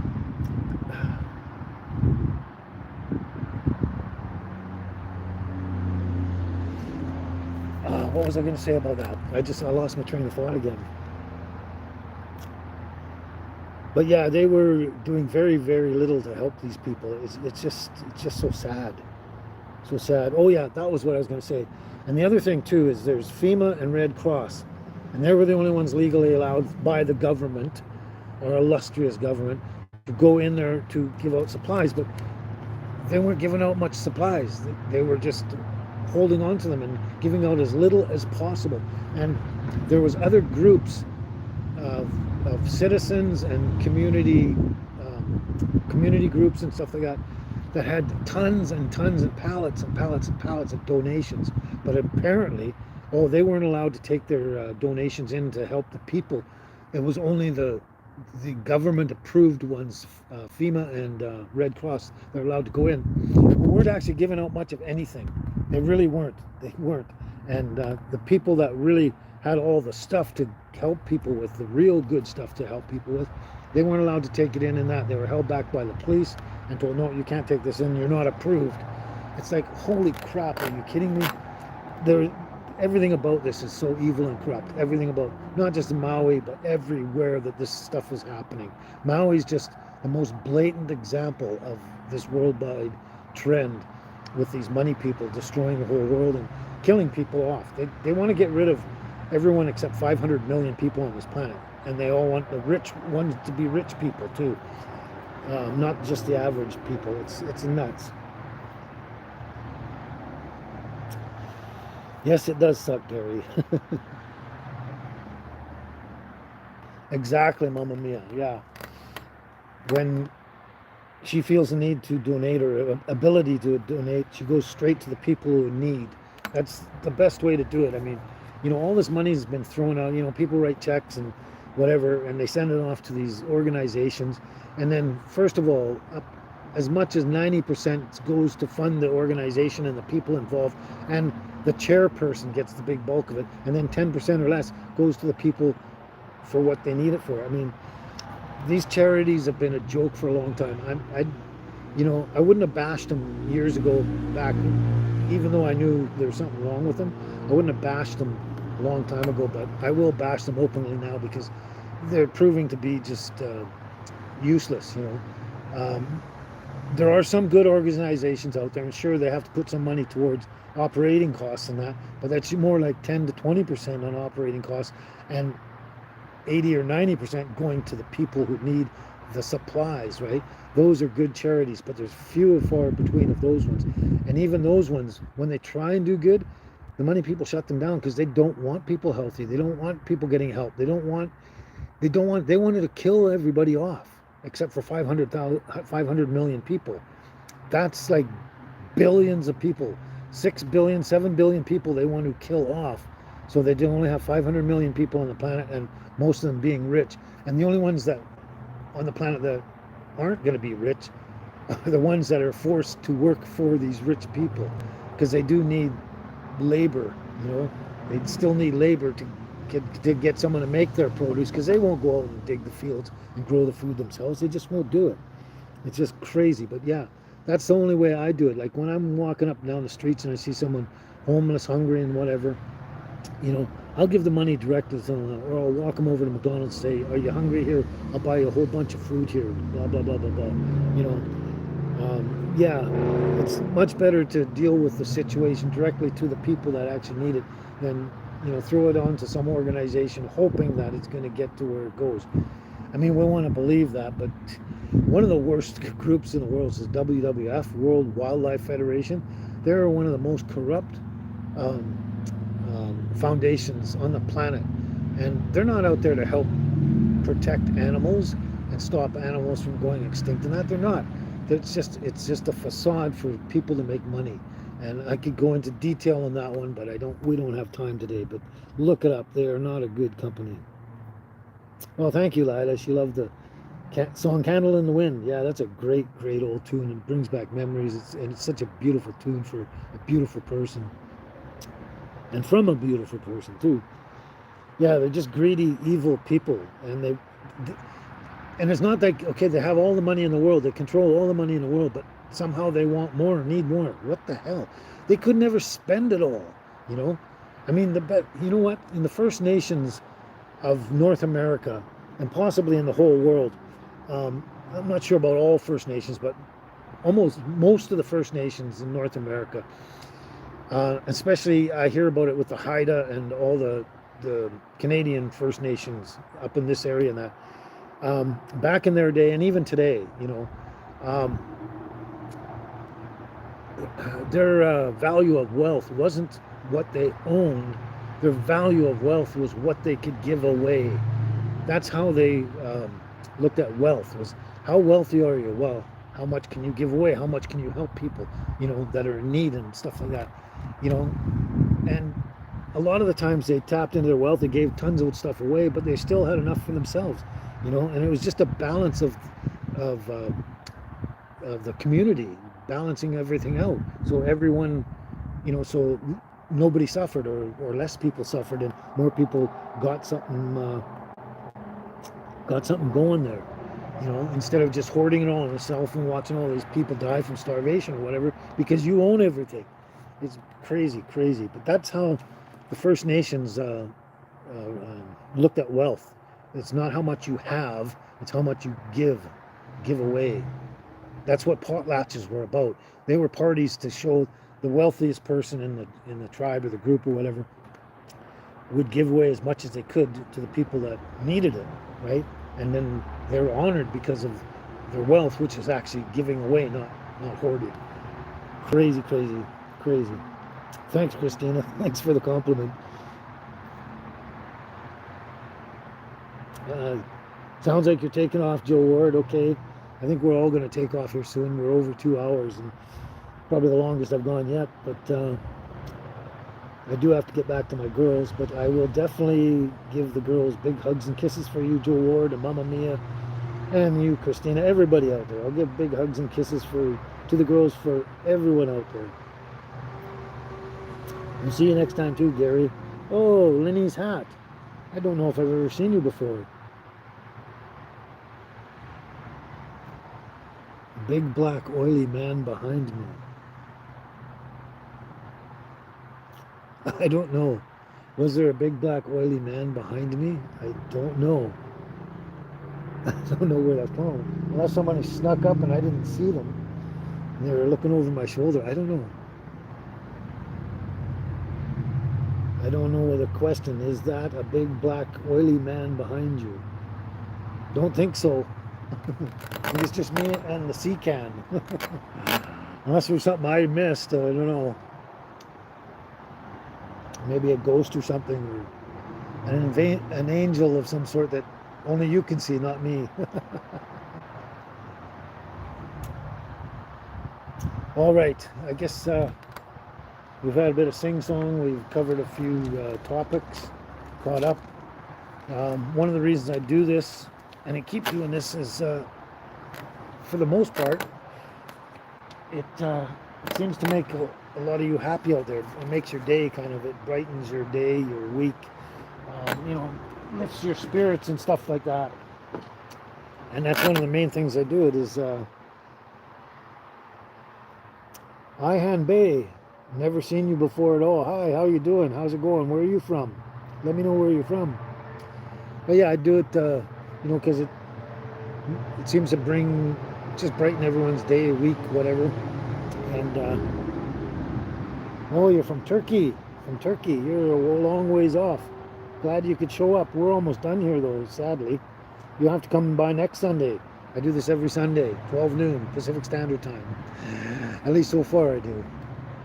And that's why I like to, but, you know, in brightening up other people's days, like when I first sat down here, I was kind of quite depressed. I was feeling crap with my medical stuff. And I was thinking, I was looking forward to coming, but I was thinking at that moment, as I sat down, I just don't want to do this today. I'm not feeling up to it. But as it started and progressed, I felt better, and I feel even a lot better right now.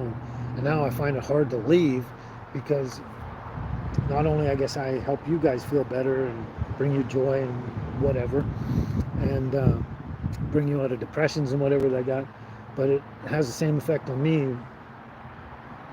The joy you get out of it, it gives me joy in that, and so I go away feeling great too. So it's good. It's good all around. I think we need more of that around the world for everybody. Well, I gotta have my last close. My last close. But anyway, yeah, I'm glad I can help people with their feelings and stuff, brighten their day, and bring them lots of joy if I can. And that's definitely one of the reasons I keep doing the lives. I keep seeing those hearts floating by. I don't know how you get those hearts to float by. I'm sure they're hearts for me, you know, like sending love and that. But I've never figured out how to get the floating hearts to go by yet. When I watch someone else, you know, on their live comes in. Sunday Fun Day, yeah, that reminds me of a song too. That's oh, who is that? Something about the song's about Mondays or something, and they say, Sunday, that's my fun day. That's in that song. That was from the 80s, I think. Damn if I could remember, though. Yes, Carl, Sunday's the fun day. Yeah. Yeah. Yeah, and that's why I do this. That's why I do this. Oh, I think I'm getting the crap on my leg again. Sitting too long. So, Pupsic. Never seen you before. And I'm going to assume you're Russian by whatever that word is there, because it looks like Russian writing. I swear it's Russian. Let me know if you're from Russia. New subscriber, new person watching. Great. Thank you, Darlene. Thank you so much. And blessings to the girls, of course. Right, Darlene? Yeah, of course. Anyway, this has been a wonderful, wonderful time. Okay. Pupsic is, yes, it's Russian. Yep. Cool. You're on the other side of the world, comparatively. Yeah. Wow. Well, it's too bad you showed up now, because we're just wrapping this up. You'll have to go back and watch the whole replay after, see what you missed. Anyway, glad to have you aboard. Always glad to see new people. Christina says, take care all, so all of you out there, every one of you. And yeah, let's just keep happy thoughts and see what we can each do individually out there to change the world around us for the good, and get rid of all these evil people and stuff if we can.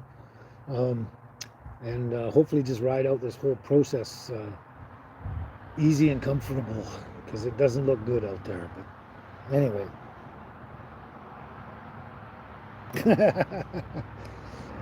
You're making me remember that song, aren't you? Mamma Mia. Because I don't want to miss a thing. That's from... tell me what that movie is from again. Because I don't want to miss a thing. Oh, damn. You're going to make me write things down, aren't you? Tell me what that movie, the song was from. Please, please, hurry up before we go.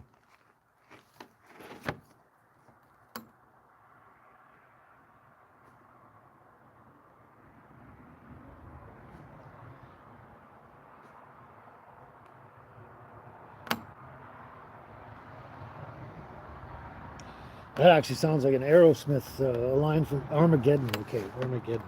I'm going to look that up. I'm definitely going to look that up. But it sounds like an Aerosmith song. They have a song where he sings, "Because I don't want to miss a thing." It's a love song. And if that's the one, I'm not going to do it. Oh, yeah, every picture tells a story, too. That's another one. I got a list of Rod Stewart stuff I'm going to be looking into. And that's another one. Every picture tells a story. Yep. All right. There we go.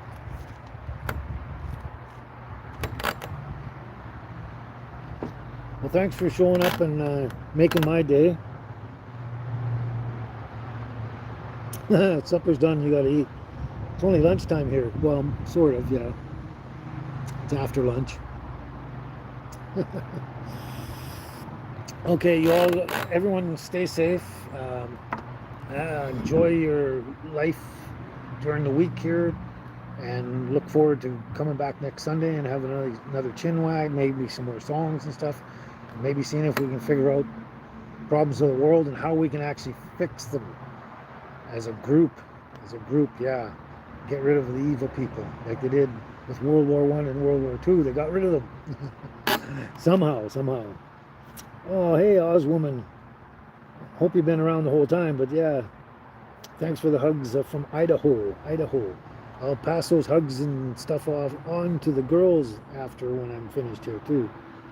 Dorothy. Oh, you're Ozwoman now. Dorothy Adams? Dorothy Adams, right? Oh, I haven't seen you in a long time, it seems. I was looking at your emails I got from you way back. Hey, how's it going? So you're not Dorothy anymore, you're Ozwoman. Perfect. Now I know. That's great. Glad to know you're still out and kicking out there. How's your health? Let me know before we take off. It's good? Your health is good?